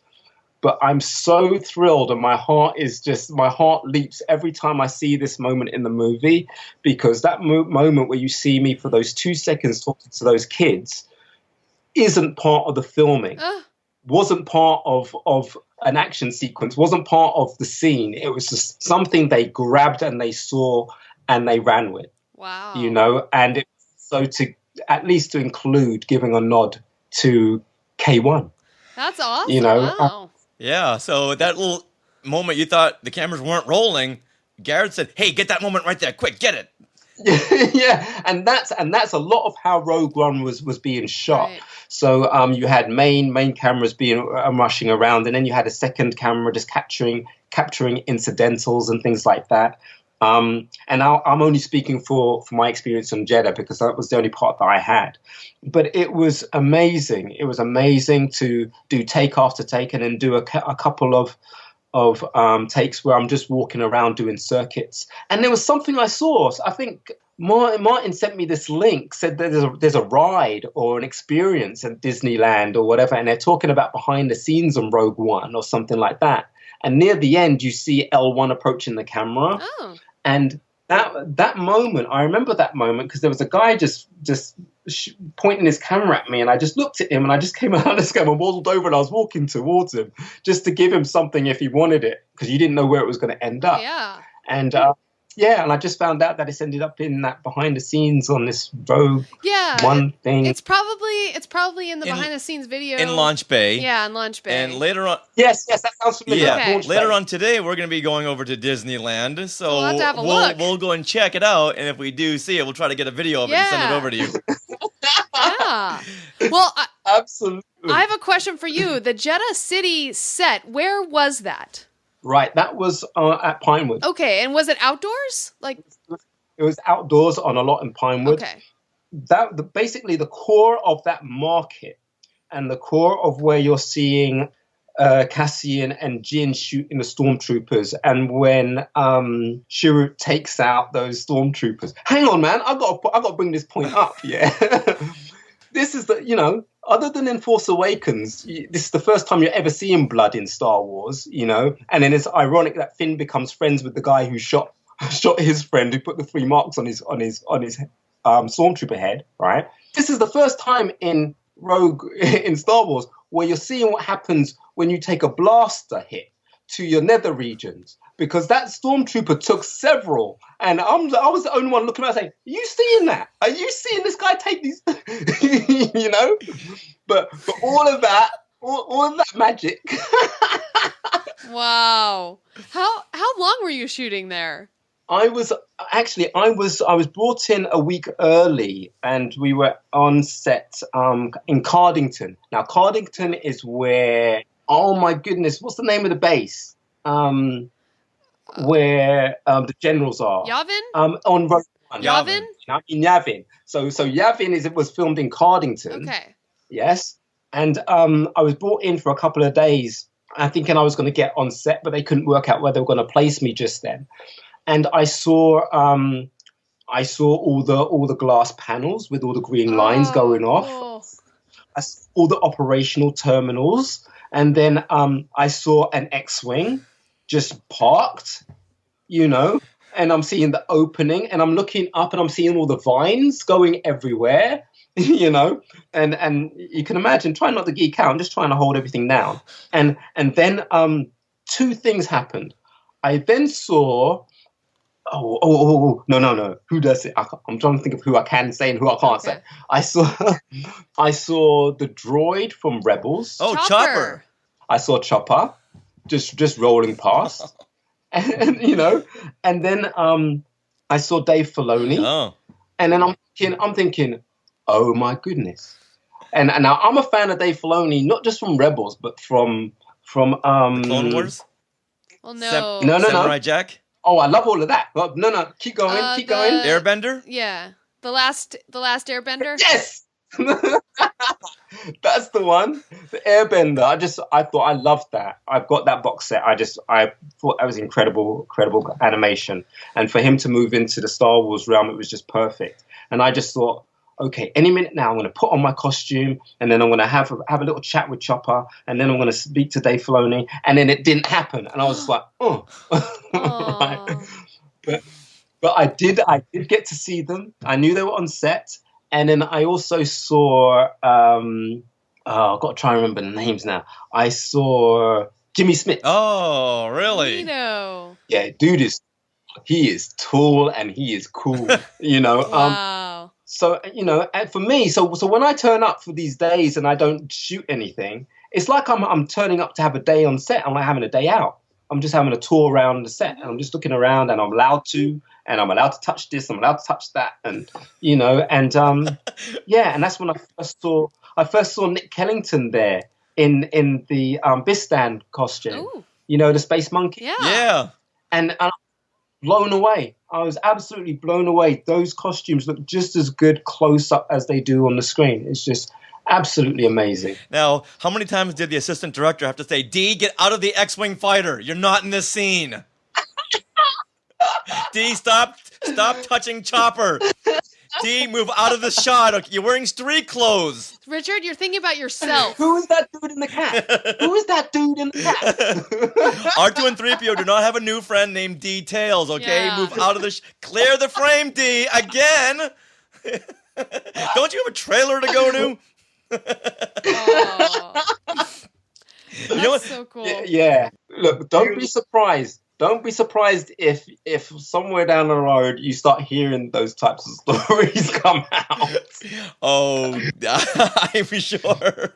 You know, it's weird. It's really weird. You know, people are fans of the franchise, or they like the franchise, or they know of the franchise, but it's all within their experience and within the realms of what it is they like to enjoy about the whole thing.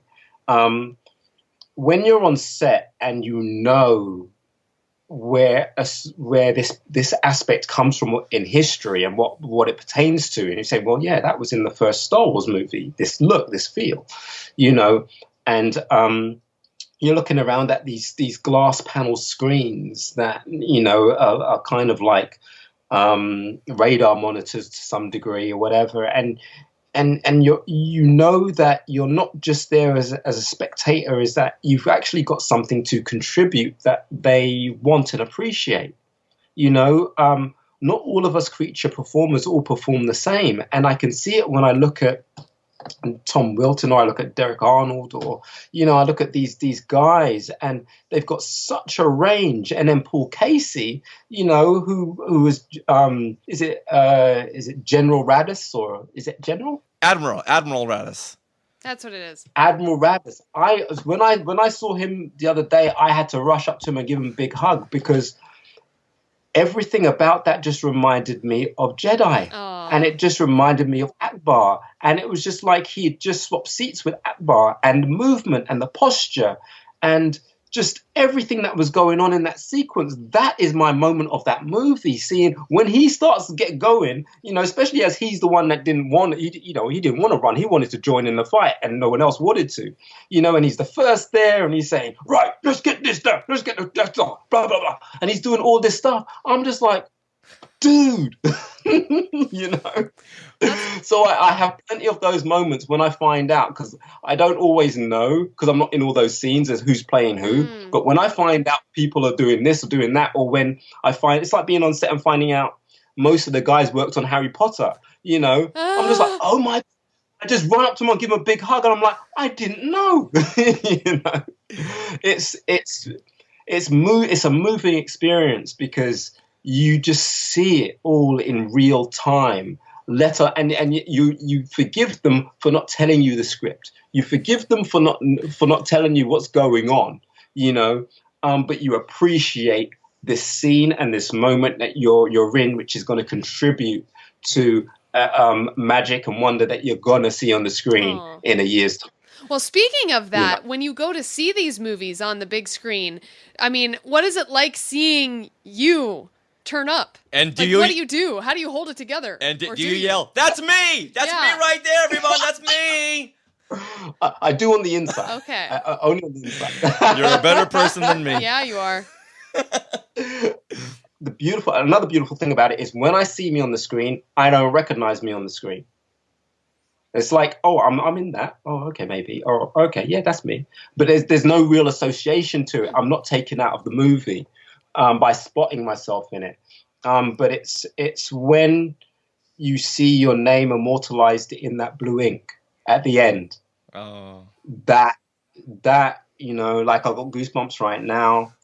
That is everything. That is beyond words, because you're associated with so many creative geniuses that are all being listed.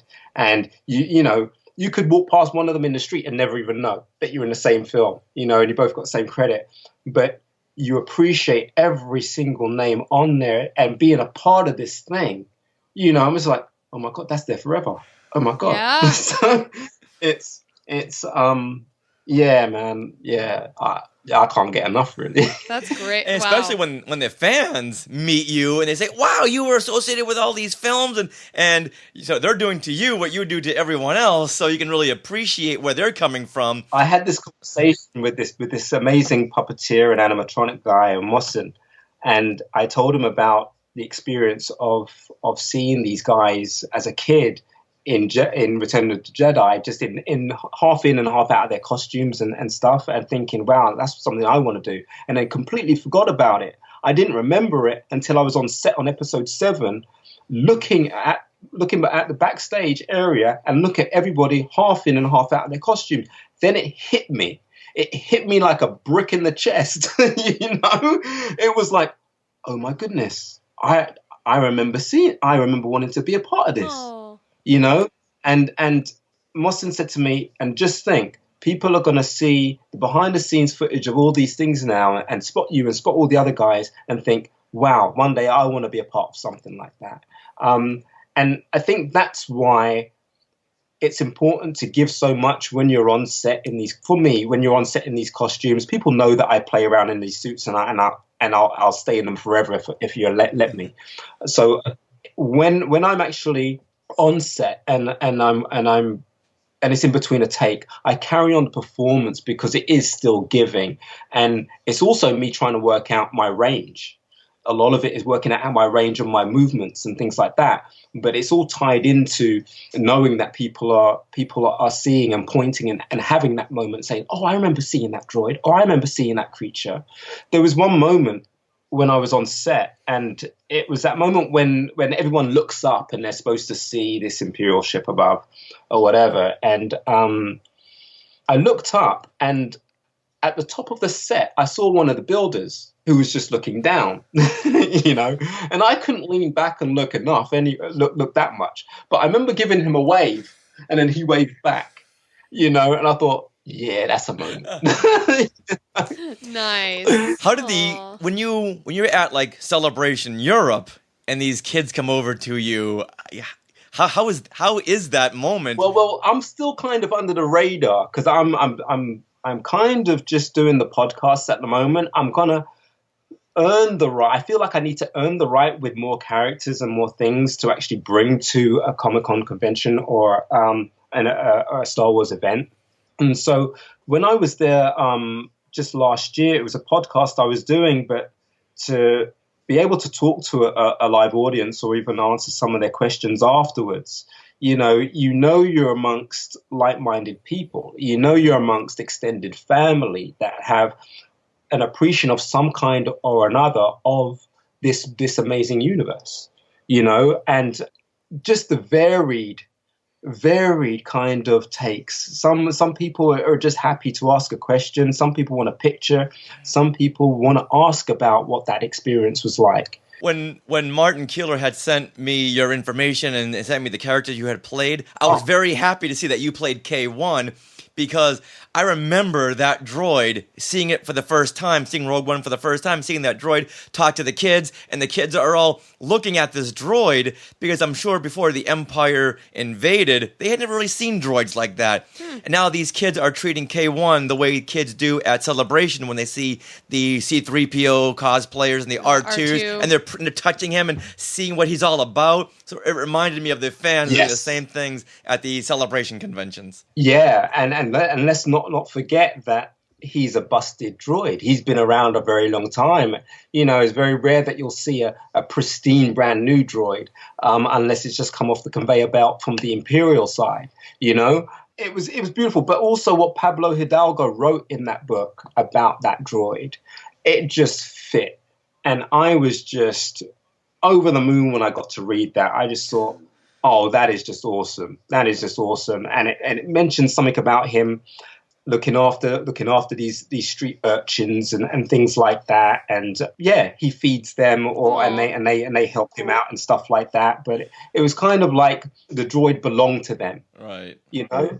So and when I read that, I just thought, oh, that's just awesome. He just got that. Now, do you think K1 survived the Jeddah City attack? I'd like to think so, because I hate to think that he and the kids perished. You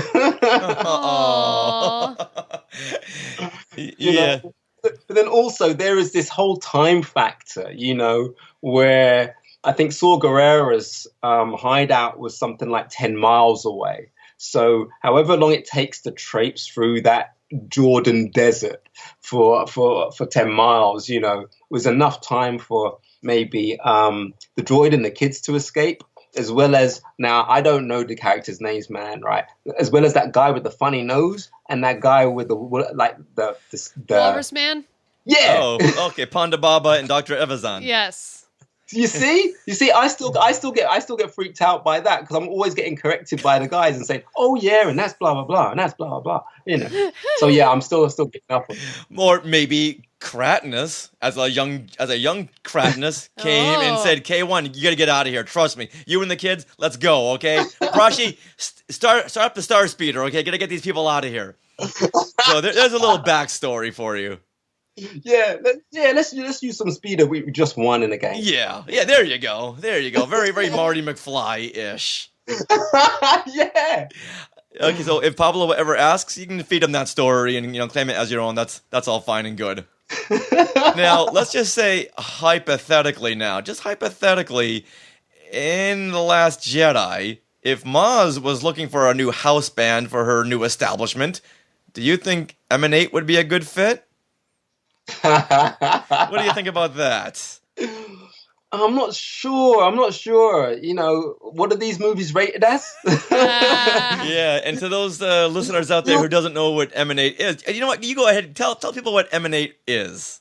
Emanate is the name of a band that I used to be in. There was Dee Tails, KG, G-Man, and Cool T. We were a pop R&B band signed to Columbia Records and signed to the Work label in the States.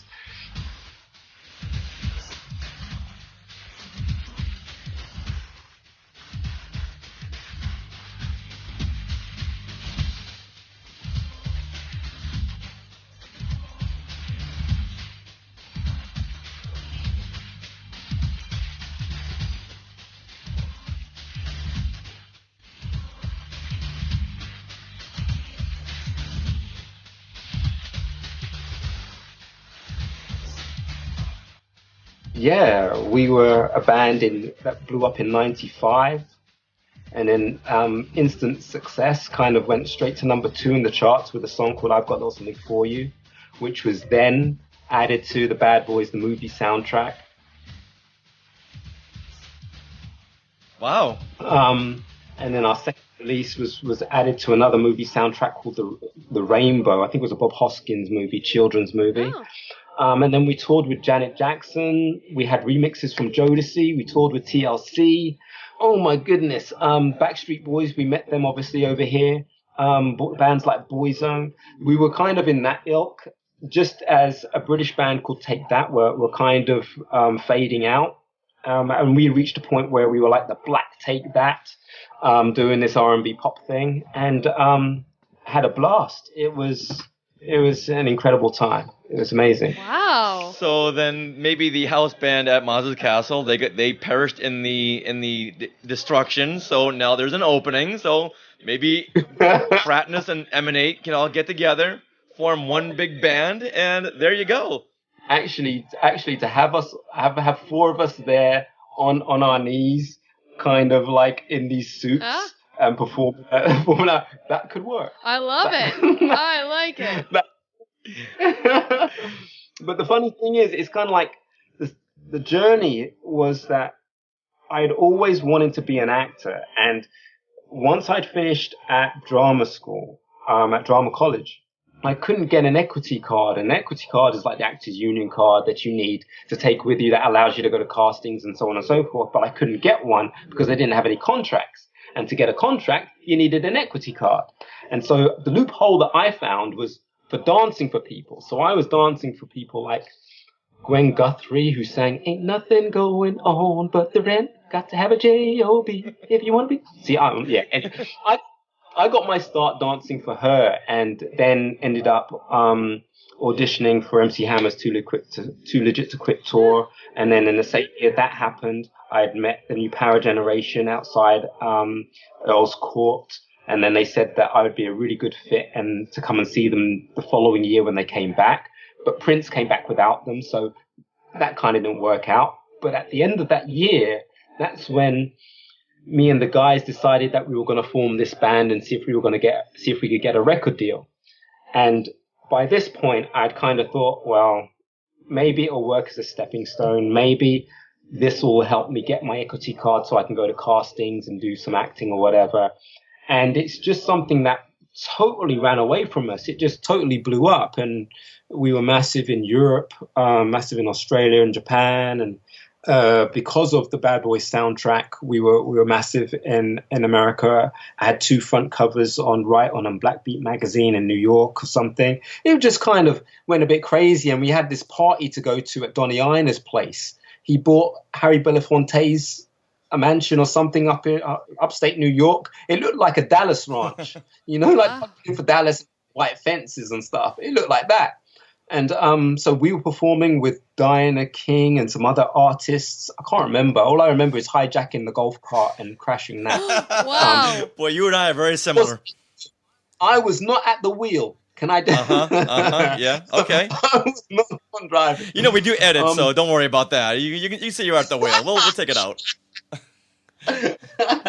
But yeah, so yeah, and that kind of took off. And then just as that died out, I then managed to get myself an agent, and because I had a profile, and then started doing some plays. I did did the Scottish play, Shakespeare Scottish play. Then I did Romeo and Juliet in the West End and things like that. And just as I started doing panto, because pantomime is the Christmas show, which is kind of like the Aladdin or the family version and all that type of stuff. And just as I started doing those, Equity came knocking on my door saying, "Oh, you're not a member. You want to sign up? Do you want a card?" And I was like, "Oh, okay, yeah." And so that's when I finally got my Equity card to do some acting. And I did panto for 7 years. 2 of those years I was the genie of the lamp. And then for the other 5, I was Dick Whittington's cat, Tommy, who was this black and white cat who had this face painted and this afro with these white cat ears and this black and white outfit with a red vest on with gold buttons and this massive tail that was just swinging around, and had this kind of cross between Charlie Chaplin and The Mask kind of a strut. And he spoke a lot like Donkey from Shrek. Wow. And the kids seemed to like that. So, but that was my first creature work. But I didn't even know that was creature work. I just thought, this is cartoon work for kids. I didn't really know. Wow. But it stood me in great stead. Yeah, and then also you were in The Dark Knight. Oh, goodness, yeah. we get to see your face. Yeah, well, not The Dark Knight. I was in Batman Begins. Right. I was in the very first one, Batman Begins. And that one just happened to, when Tim Burton was doing his first one for the life of me, I couldn't get on it. I was trying to be a runner, but I was still at high school or something, and I didn't drive, but I just wanted to be on it and didn't get a look in. And then years later, I get recruited with about another 20 or 15 or 20 actors that Chris Nolan wanted to hire in case he wanted to give dialogue out randomly. So he wanted to give it to an actor as opposed to an extra or an SA. And I just happened to be one of those guys. And I was a Gotham City police officer in the Narrows. So during the breakout at Arkham, I'm in the background a little bit. When Batman is grabbed by everybody and then he reaches up with his gun and he shoots this dart and he flies off at the end, I'm one of those. I think I'm the police officer, and you can see the shape of my police officer's hat behind him, grabbing him for that. But there was only one guy. What was his name? I've forgotten his name. There's only one guy who was with us who got some dialogue.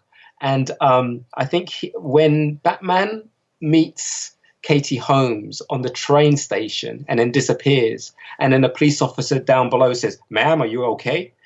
That was one of our guys, and we were just like so happy that he had landed that. He's like, "Yay!" Oh, that's cute. Right place at the right time. Yeah. And also getting to see Gary Oldman work his magic on set. It was incredible. It was me and another actor called Andy Price. That was it. We kept patrolling Gotham City just to keep ourselves busy because there were long hours and long takes. So we just kept wandering around and seeing different things and running into that kid who ended up being in Game of Thrones. Did you know that? The kid who they rescue in the Narrows, that Katie Holmes rescues, he grew up to be the kid in... I'm terrible with these names, but he's in the Game of Thrones. I think he's the first season. He's the real pain in the butt. He's that princey dude who finally gets his comeuppance or something eventually. So not the first season, but like the season 2 or 3, the prince. The prince who, well, yeah, I don't want to he's reveal really spoilers. Yeah, he's really...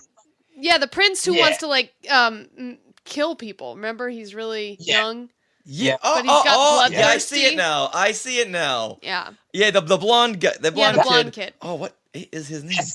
Yes. The one that you just wanted to see die. And he was I think he was only 12 or something then. Yeah. Looking very sweet and innocent in the arms of Katie Holmes. And he just grew up to be this amazing actor. Yeah. As opposed to a tyrant. The amazing actor. Brilliant. A maniacal killer. Yeah. Psychopath. But you know what? Speaking of The Last Jedi, do you have anything to do with this film coming up? I think I might have missed that phone call. I'm not quite sure. Next question. Yeah, right? How about Han Solo? Are you in the Han Solo film? I'm waiting for that call, but they're still shooting, so there's time. Okay. Can I get you Neil Scanlon's phone number? I'll put you in touch with Neil. You can give him a shout. Hey, Neil, can you call Dee, please? No, he's waiting by the phone. Yeah. That would be great, thanks. And then when you're done with Dee, give me a call, and Sarah and I'll be in the first plane out of here. So what upcoming films can we see you? Or can you talk about? Nothing. Okay. So how's your day going? No, that's either true or not, right? So there you go. That's it. I'm being kept busy. Let's just say that. Yeah, with what? But I have to say, mentioning Neil Scanlon and his team, it's if as a kid, if you got to walk around Jim Henson's workshop, you would have freaked out. Yeah. And sometimes I walk in and I see things and I can't believe. And there's a guy called Heinrich and Waldo who spray these things and age them and give them complexions and everything. And Maria and her team who put hair in and things like that for eyebrows or for Chewie's body. Yeah.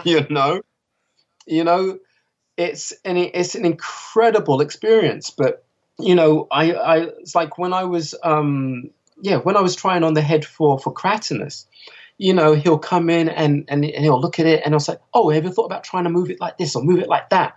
And then you see him move on to something else, and you'll see him move on to what some guy's doing the mechanical animatronics on a head. And he'll take the animatronics and say, oh, try this and try that. And the guy knows the ins and outs of it all, and I only found out the other day that he worked on a children's TV series that I grew up with and I adored, and it was called Wind in the Willows, and it was all stop motion animation, and I couldn't believe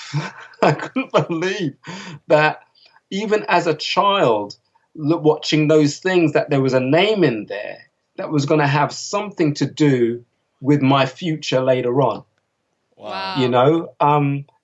These moments and beats you really can't afford to ignore. You just give them a nod and say, okay, I've acknowledged that. That is awesome. Because you have to appreciate the moment that you're in, and you can't do that unless you know enough about where you are, who's surrounding you, and what it is you're working on. And it's no word of a lie. I just get blown away every single day by what these guys are doing, and how much they know about the franchise. I'm saying I'm bad with names. Finn, was it FN2187? Is that it? FN2187. Yeah, I got it. Yeah, there you go. Dave Chapman comes up to me and he goes, oh, you do know where they got that name from, don't you? And I'm like, no. And he says, oh, no, that was the cell number Princess Leia was in A New Hope. And I'm just like, how do you know that? These people, they just know, and it's just amazing. It's just, I love it. Yeah, awesome. And that's how the films just become better and better, because people working on them, they know what they're doing. If an R2 model rolls on the set, they go, hold on, he needs to scratch here, here, and here, or else it's not going to be the right one. So R2, go back to makeup and come back in 20 minutes. Right. Man, I sat here telling you about Matt and Josh a minute ago, man. I'm a big fan of R2. I love me R2. Right? And, now I know Lee, who operates R2, and it's so surreal. It just doesn't make sense, and I remember the first day on Force Awakens, and it was Lee and Oliver, and they showed me R2-KT. Oh. And there was a write-up about it, and the origins of R2-KT and why R2-KT even exists. And if you don't know the story, you can find this story out. It's not hard to find out online, but it is deeply emotional. And for me to read that on the first day, my first day on set, it summed up what Star Wars actually means. It means more to people than just being a movie.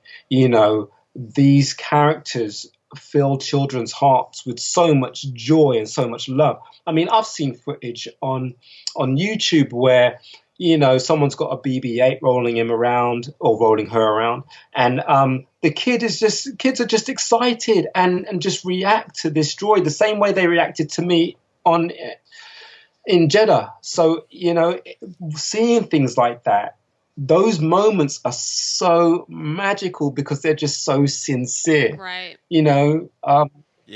It's just beautiful. And to be a part of that and to be able to see that and to encounter people who out of the kindness of their hearts would make a droid for this kid's last wish, it's moving stuff, but it's just so good. It's just amazing. Wow. Yeah, it's all going to bump up a notch when they start making the K1 and Kratnus action figures. Here'll be these little kids playing with your characters.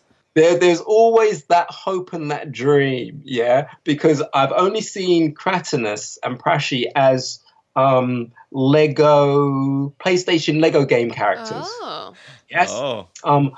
I think, yes, I've seen a card. I'm on a Topps card as Kratnus and a Topps card, I think, as L1, and no toys as yet. Okay. I think if they ever have a break for a good few years, I think that's when the real toy market will surface, and you might even get the whole set of Maz's castle, and then you place your characters in that castle, in that set. You know, you could have something like that. Yeah, That'd be amazing. Yeah, people love the dioramas, so you could have Kratinus, and right behind Kratinus could be K1. Why not? Yeah, the whole Dee Tails catalog. And I still don't have a name for the other character. Was it the red L1? Did you spot the red L1 at the beginning? When just before you get to, well, just as you get to that alleyway, and you just before you see Cassian, yeah, you see a red L1 droid cross your screen. If you're looking at the middle of the screen, look a little bit lower, and you'll see the red L1 cross. Oh. And that's the original L1 just sprayed red. Wow. Yeah, wow. I didn't notice that. Well, you know what? And there's a Twi'lek in the alleyway too. Oh man, I've got some bombs for you, right? So there's a Twi'lek in the alleyway. Yeah, if you spot her, she'll be bottom right of your screen.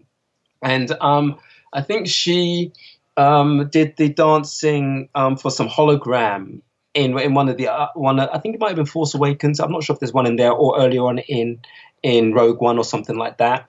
But there's a Twi'lek in the alleyway, and there's also another character. Oh my goodness! Right, you know the Crimson Corsair, the guy who, with the red helmet on, Finn, he's going to fly them out. Mm-hmm. Right, the guy who plays that is a guy called Kavin Cornwall, right? And he's playing two characters in Maz's castle. So he's wearing that suit, and then just before Maz says, Han Solo, this other character walks in front of the screen. And that's Kavin, and what Kavin's face looks like underneath that mask. And then you see him again at the table when Warwick turns round with that big nose character. And you see his face turn around and you just see these teeth and this really dark face with these lines. That's Kavin playing this creature. And I'm not even sure if he has a name yet. And this creature appears in the alleyway. And this is prior. So heaven knows how old he is. And this is prior, you know, A New Hope, Empire, Jedi, before we see him again in Force Awakens. Now, is it the same character, do you think? Or maybe one of his own species? No, because they're wearing exactly the same thing. and you know what? There's only one set of twins in Maz's castle. Exactly. No, I'm lying. I'm like, the puppets, they're these snooty characters. They're twins. Oh, right. Oh, the mosquitoes. No, they're sat at the bar. Yeah, there's two of them. Yes, with these flight goggles. Don't they have the fuzzy heads? Oh, the Lidsville characters. They have those big like dome heads with the goggles. You'll see them sat at the bar, right? And I think it's just before the camera picks Han Solo up and Finn and Rey. As brilliant as that Maz Kanata scene was, the camera goes a little bit too quickly. They are, I can't even say that, Sonsigo and Manduri. Yeah. All right, now that's the best pronunciation I've got. Which page is that? It's page 76. In the Force Awakens visual guide. Page 76. Well, Dee, you know what? It's been amazing to have you on the show. I mean, it's so exciting to hear all these stories, but if the Skywalkers want to get in touch with you, can they reach you on social media? Where can they reach you? Oh man, I'm on Instagram. I'm on Facebook. You'll see a duck, a space duck, as opposed to a space bear for some strange reason. And what's your Instagram name? That's Daffy Duck. Yes, Daffy Duck. My Instagram name, I think it's Dee Tails, or Digital Star. Okay. You should find me. It's not hard to find. All right, we'll link it in the show notes for you. Definitely. Thank you. All right, well, good deal. Well, thank you very much. And if we walk away with knowing anything, it's Kratinus and K1 live. They live. They live. We just retconned it. They live. Pablo, we know you're listening, so take that and run with it. I love Pablo. Yeah, us too. But thank you so much. I love just your interest and your enthusiasm, and it's really nice. Shout-outs, Skywalker shout-outs. Which Skywalkers get props from here in Neverland? Who was tweeted out? Shout out. Who was photobombed? Shout out. Who was shared a post? Shout out. So this week on our shout-out segment, we thought we would do something a little bit differently. We had posted a picture of the Vanity Fair Luke and Leia shot, and we thought instead of going through all the pictures, let's just focus on this one shot. And we wanted to do this in shout-outs because so many of you commented and responded on this beautiful, heart-wrenching picture of Luke and Leia. So we posted this asking, what are the words that come to mind when you see this portrait from Vanity Fair? And this was the one that really, really got to me, where Luke is looking down, Leia is looking right at us. And wow, this is just an incredible picture. It really should be hanging up in a museum. Yeah. This is going to be a screensaver for everybody. We have Luke in his tattered robes with a brown glove. Leia with her hand up on Luke with her ring. Mm-hmm. And Sarah, when you look into Leia's eyes, what do you think she's thinking? I just get all teary when I look at this picture. I got big time tearied. She looks like we're together again, Luke, but bad things are about to come. Yeah? Yeah. However, if you had to think about just one word, what one word comes to mind when you see this portrait? Well, Kathy Helms says, that photo broke my heart. Oh, yeah, saying that on YouTube. The word that comes to mind for me is heartbreaking. What about you? Hope. That's nice. That's the word.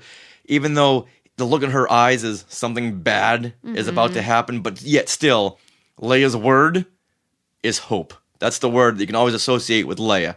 She knows no matter what happens, there's going to be hope. We've been through so much, and hope is what's going to get us through this. Swara says love.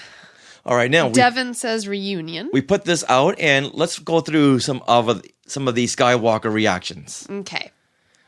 So Kathy Helms says, heroism and real people that I've admired for 40 years, and tears still come as I am still not over Carrie's passing. Oh. I hear you, Kathy. Now, many Skywalkers, including Rick Peralta and Michael Moriarty, they say family. Okay. Very, very much so. I love Joseph Solano said heroes. That's a good one. I like that. That's a very good word. Yeah. But when you hear that, you almost want to see Han in there too. Which is oh my goodness. Not to have a shot of the three of them. I know. Especially done in this Annie Leibovitz style, which is very, you look at it and there's a specific distinctive style in some of these studio shots, not the on location shots like we see of Rey, but this one here is a studio shot with that brownish earth tone background, and yet here you have Luke and Leia in very earth tones. Yeah. Almost to very say warm. these characters are very grounded, and yet they are. Yeah. Now, Lisa Monet Peralta, the mom of the Secret Keeper, she says love and then tears. Yes. And Swara and Michelle Morris and Reynold Gobiel, they all say love too. So love and family seems to reign supreme in these reactions. Now, Kai Charles has a little different spin on it. She sees love and mischief. So that's what she sees in Leia's eyes, I think. A little bit of mischief. I'd like to get some more on that one. Mischief. What? Just because that's her personality, I think. She's seeing Carrie Fisher's personality, I would believe. Okay. You know what? That's what she saw. That's what she saw. Yeah. Georgia Peach, she said what we just said. I'm surprised that they haven't made one like this of Han and Leia, since Han is gone from the movies and Carrie gone from life. This picture is just gorgeous. Yeah. Of course, they didn't know at the time. Yeah. But even for The Force Awakens, they should have done something where they got all three of them together. I know. Right, to mirror that shot from Star Wars, the iconic publicity shot on the Death Star of Han, Leia, and Luke. Yes. Or even the publicity shot from Return of the Jedi, where you see Han, Leia, and Luke in the Endor forest that you saw everywhere in '83. Oh, that picture brings me back. But I wish they had gotten some, I can wish and I can wish, but... Yes. All right, who's next? All right, so Patrick Pine says, one that came to mind early on after first seeing this would be twins, and the sad thought that this may represent the last time they, the characters, were this close together on both ends of life. I honestly hope we get to see them in a scene together in The Last Jedi, or in Episode 9 if they rewrote and shuffled events and footage around. Unlikely, but not impossible. Now, Mark Hamill said in this article in Vanity Fair that if it were up to him, he would have been there to witness Han's death. Because Leia, sensing Han is in trouble, Luke would have sensed Leia's senses, and he would have gone to Starkiller Base. Oh, imagine having Luke Skywalker on Starkiller Base right there. There's something that makes the vintage fans go, ooh, there you go. Luke Starkiller Base, I get it. But to get Luke right there, maybe he had just gotten there at a second too late. Yeah. Oh. Oh my goodness. Oh, that would have been a whole different movie. However, he did retract that and say what they did was brilliant and it worked perfectly. It would have been too much of a written scene. Yeah.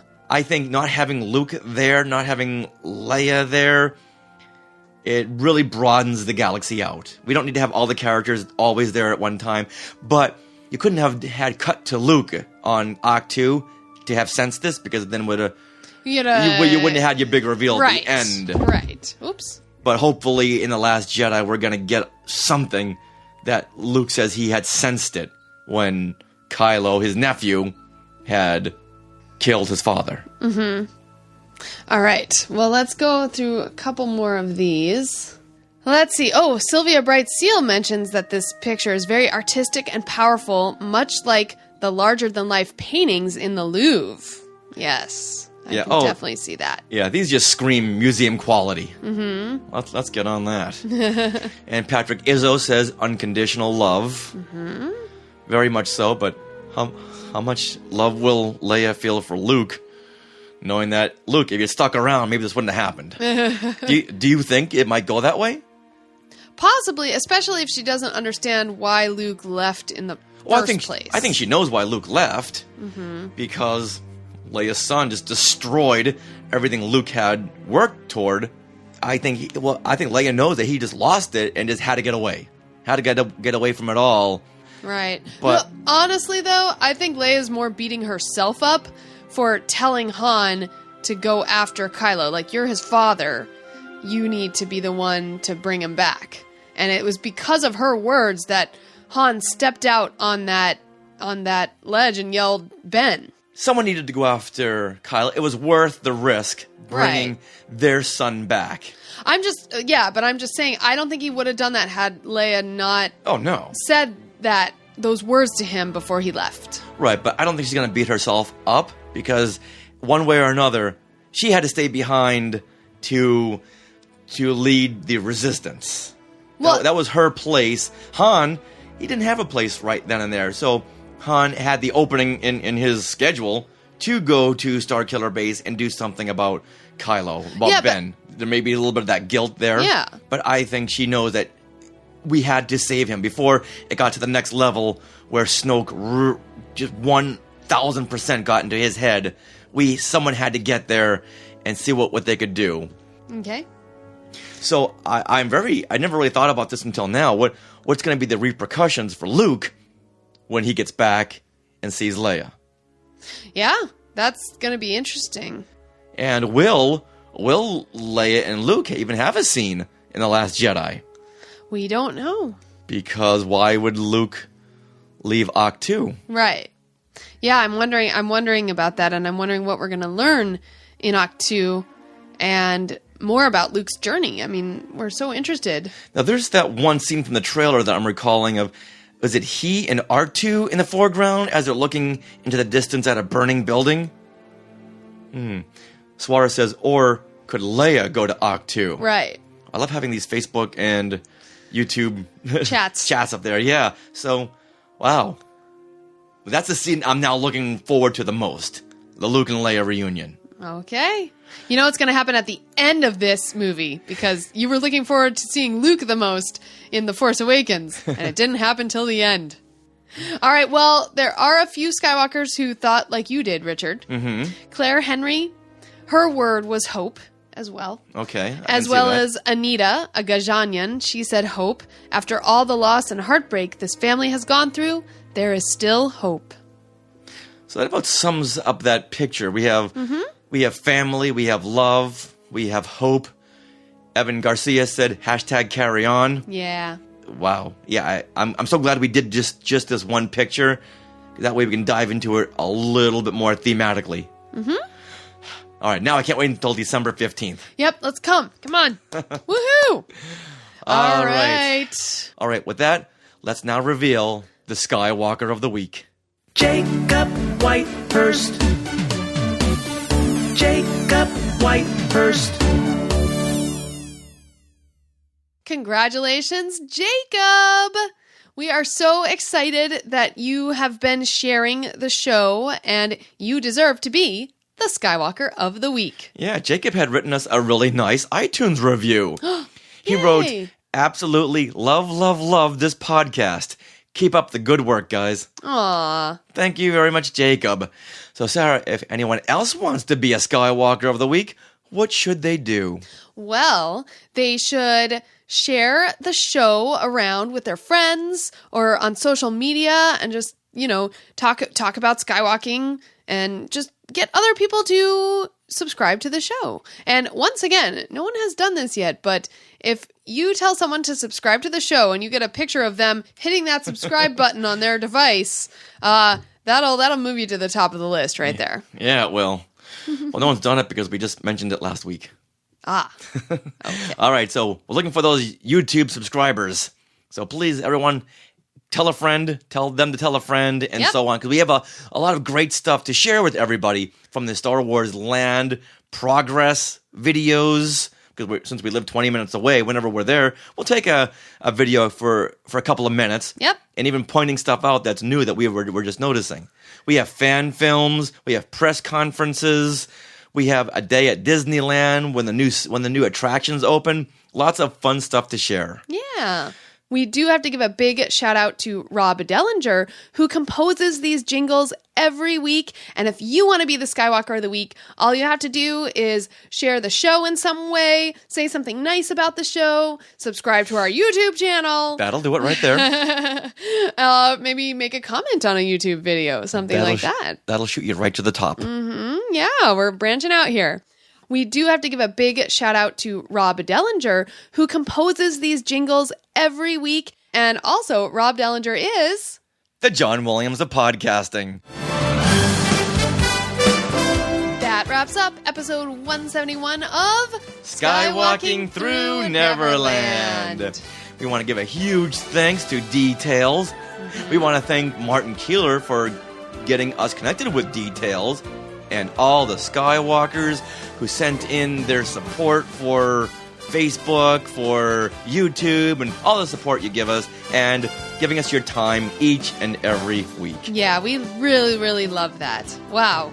And also, we are part of retrozap.com. You can find some great articles over there, as well as some awesome shows like Brews and Blasters, Beltway Banthas, the Sandcrawler Podcast, the Deucecast Movie Show, Starships, Sabers, and Scoundrels, Kanata's Castle, and Techno Retro Dads, as well as Talking Apes TV, which the next episode should be coming out next week. You hear that, Mark? Next week. And also, we are so happy that JediNews.co.uk, they are just the awesomest guys, and they've been posting some of our Star Wars Land construction videos, as well as a few of our articles over there. So make sure to check them out. They've got all the latest breaking news in the Star Wars universe. And if they want to reach out to us on social media, maybe they can go to our Facebook group and tell us what they want to see in upcoming episodes of Skywalking Through Neverland. And now this Facebook group, it is a closed group on Facebook. If you're not yet a member, this is a great way to join and just be friends with other Skywalkers and interact with them as well as us. So what you have to do for that is find Skywalking Through Neverland Facebook group on Facebook, request to join. You will be given 2 questions automatically to answer. You must answer those questions, and I'm glad Facebook is doing this. Because it makes it easier for us to see who's answered the questions. If you don't answer the questions, we don't let you in. So you got to answer those questions, and we will most likely... They're very easy questions. Yeah, like what is your fandom? Yeah, what are your 3 top fandoms, basically? And why do you want to join? Yeah, why do you want to join? And things like that. So very easy. And once again, I do want to hear, we want to hear what you want to hear on Skywalking Through Neverland. Oh. We have a lot of shows planned for the future. We've got a lot of stuff already recorded for the future. Yes, we do. But we want to hear your input. So if you have something you want us to do, please go ahead. Franklin Taylor had given us a suggestion on Twitter, and we're going to see if we can get that done for next week. Mm-hmm. Also, speaking of Twitter and social media, we are at Skywalking Pod for most social platforms, including Twitter and Instagram. And also, we will be doing much more YouTube Live videos rather than Periscope Live, because YouTube Live will just post immediately to YouTube after the fact, which is great. Better late than never. Yeah, I know. YouTube's been there for so long, we just never utilized it. Yeah, we hadn't. And I want to give a big thank you to Josh Taylor, whom we had just met yesterday. Yeah. From the Modern Mouse podcast from Network 1901. And he had just mentioned that a couple weeks ago was when YouTube started doing the live thing on mobile. So that is awesome. So thank you, Josh, for letting us know about that. All right, so stay tuned for after the rolling credits, because we have some bloopers and outtakes and parts of the conversation that just didn't make it into the show, but we thought it was still interesting to hear. So make sure you listen to that, and always remember... Neverland on Alderaan. Some imagination, huh?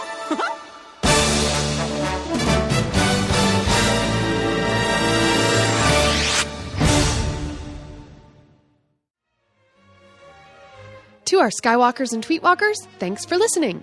Skywalking Through Neverland is created and produced by Richard and Sarah Woloski. Original music by Rob Dellinger. Creative consultant Mark Augushowitz. Technical advisor Peter Heitman. Facebook administrators Donald Wicks, Joey Pittman, and Norma Heitman. Skywalking Through Neverland is intended for entertainment and information purposes only. Any sounds, music, and clips played during this podcast are the property of their copyright holders. All original content is property of Skywalking Through Neverland, all rights reserved. Sorry, had to be said. Are doing great. How was the meetup at the... Michelle's asking how was the meetup event at the Cantina last week. We literally just talked about that, just to give a recap. I think just as you were coming in, yeah, we were segueing out of it. Yeah. So it was awesome. It was awesome. If you want to hear the entire recap, listen to the have show to listen to episode 178 later on today. Or watch this replay. That's funny. Now, with that, let's move on to things. Whoops. I did that last week. All right. I just got in the mode of talking, so I said some things that maybe I'm going to get this little red dot on my forehead in about 5 minutes from Lucasfilm Sniper. That's not good. Yeah. Yeah, you heard about those, have you? Yeah. We've had a couple of run-ins, and only we call them secret squirrels because they're out there hiding. You never know where they are. Yes. All right. With that, let's start. Well, right. So now let me ask you one more question. Let's say, just hypothetically, did you happen to walk away with any props or set pieces or a little something, little souvenirs from the two films? just hypothetically, just talking. No. If there's anything that I would have liked to have taken, I don't know. I think Kratnus's head. I tell you what, I would have liked at some point, but this hasn't closed. This issue hasn't closed, so it might turn up at some point. But I would have liked to have had the photo that Luke and JJ and I had. I would have liked to have had that. as far as actual prop or set souvenirs, you know what? I can't imagine taking them out of their context. Right. You know, it's a really weird thing, and it's not. It's kind of like oh yeah, I keep that as a souvenir or whatever. It's not like on Batman Begins. I ended up with my Gotham City police officer badge. Right, hang on. That's pretty cool. Oh. Nice. Whoa, okay, so you're showing us your City of Gotham Police Department badge. That's cool. Oh, look at that. Nice. Does the prop department know that you have that? No, the prop department know that it fell off and got lost in the trampling and in the rioting. Oh, okay. So, things happen. Things happen. No, but you see, and I'm not even really a Batman fan as such. I like Batman, but I like my Superman, to be honest. But I'm not a big fan of Superman. I'm a big fan of Spider-Man. So they have their categories. Yes. But for Star Wars, I don't know. Unless I'm playing a specific character that has a specific thing, right?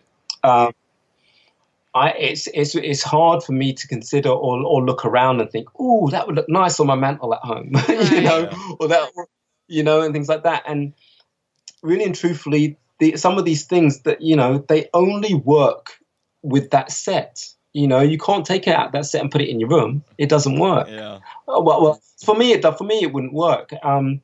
And these memories that I'm kind of collecting, and these experiences that I'm collecting, are on a scale that's so overwhelming constantly that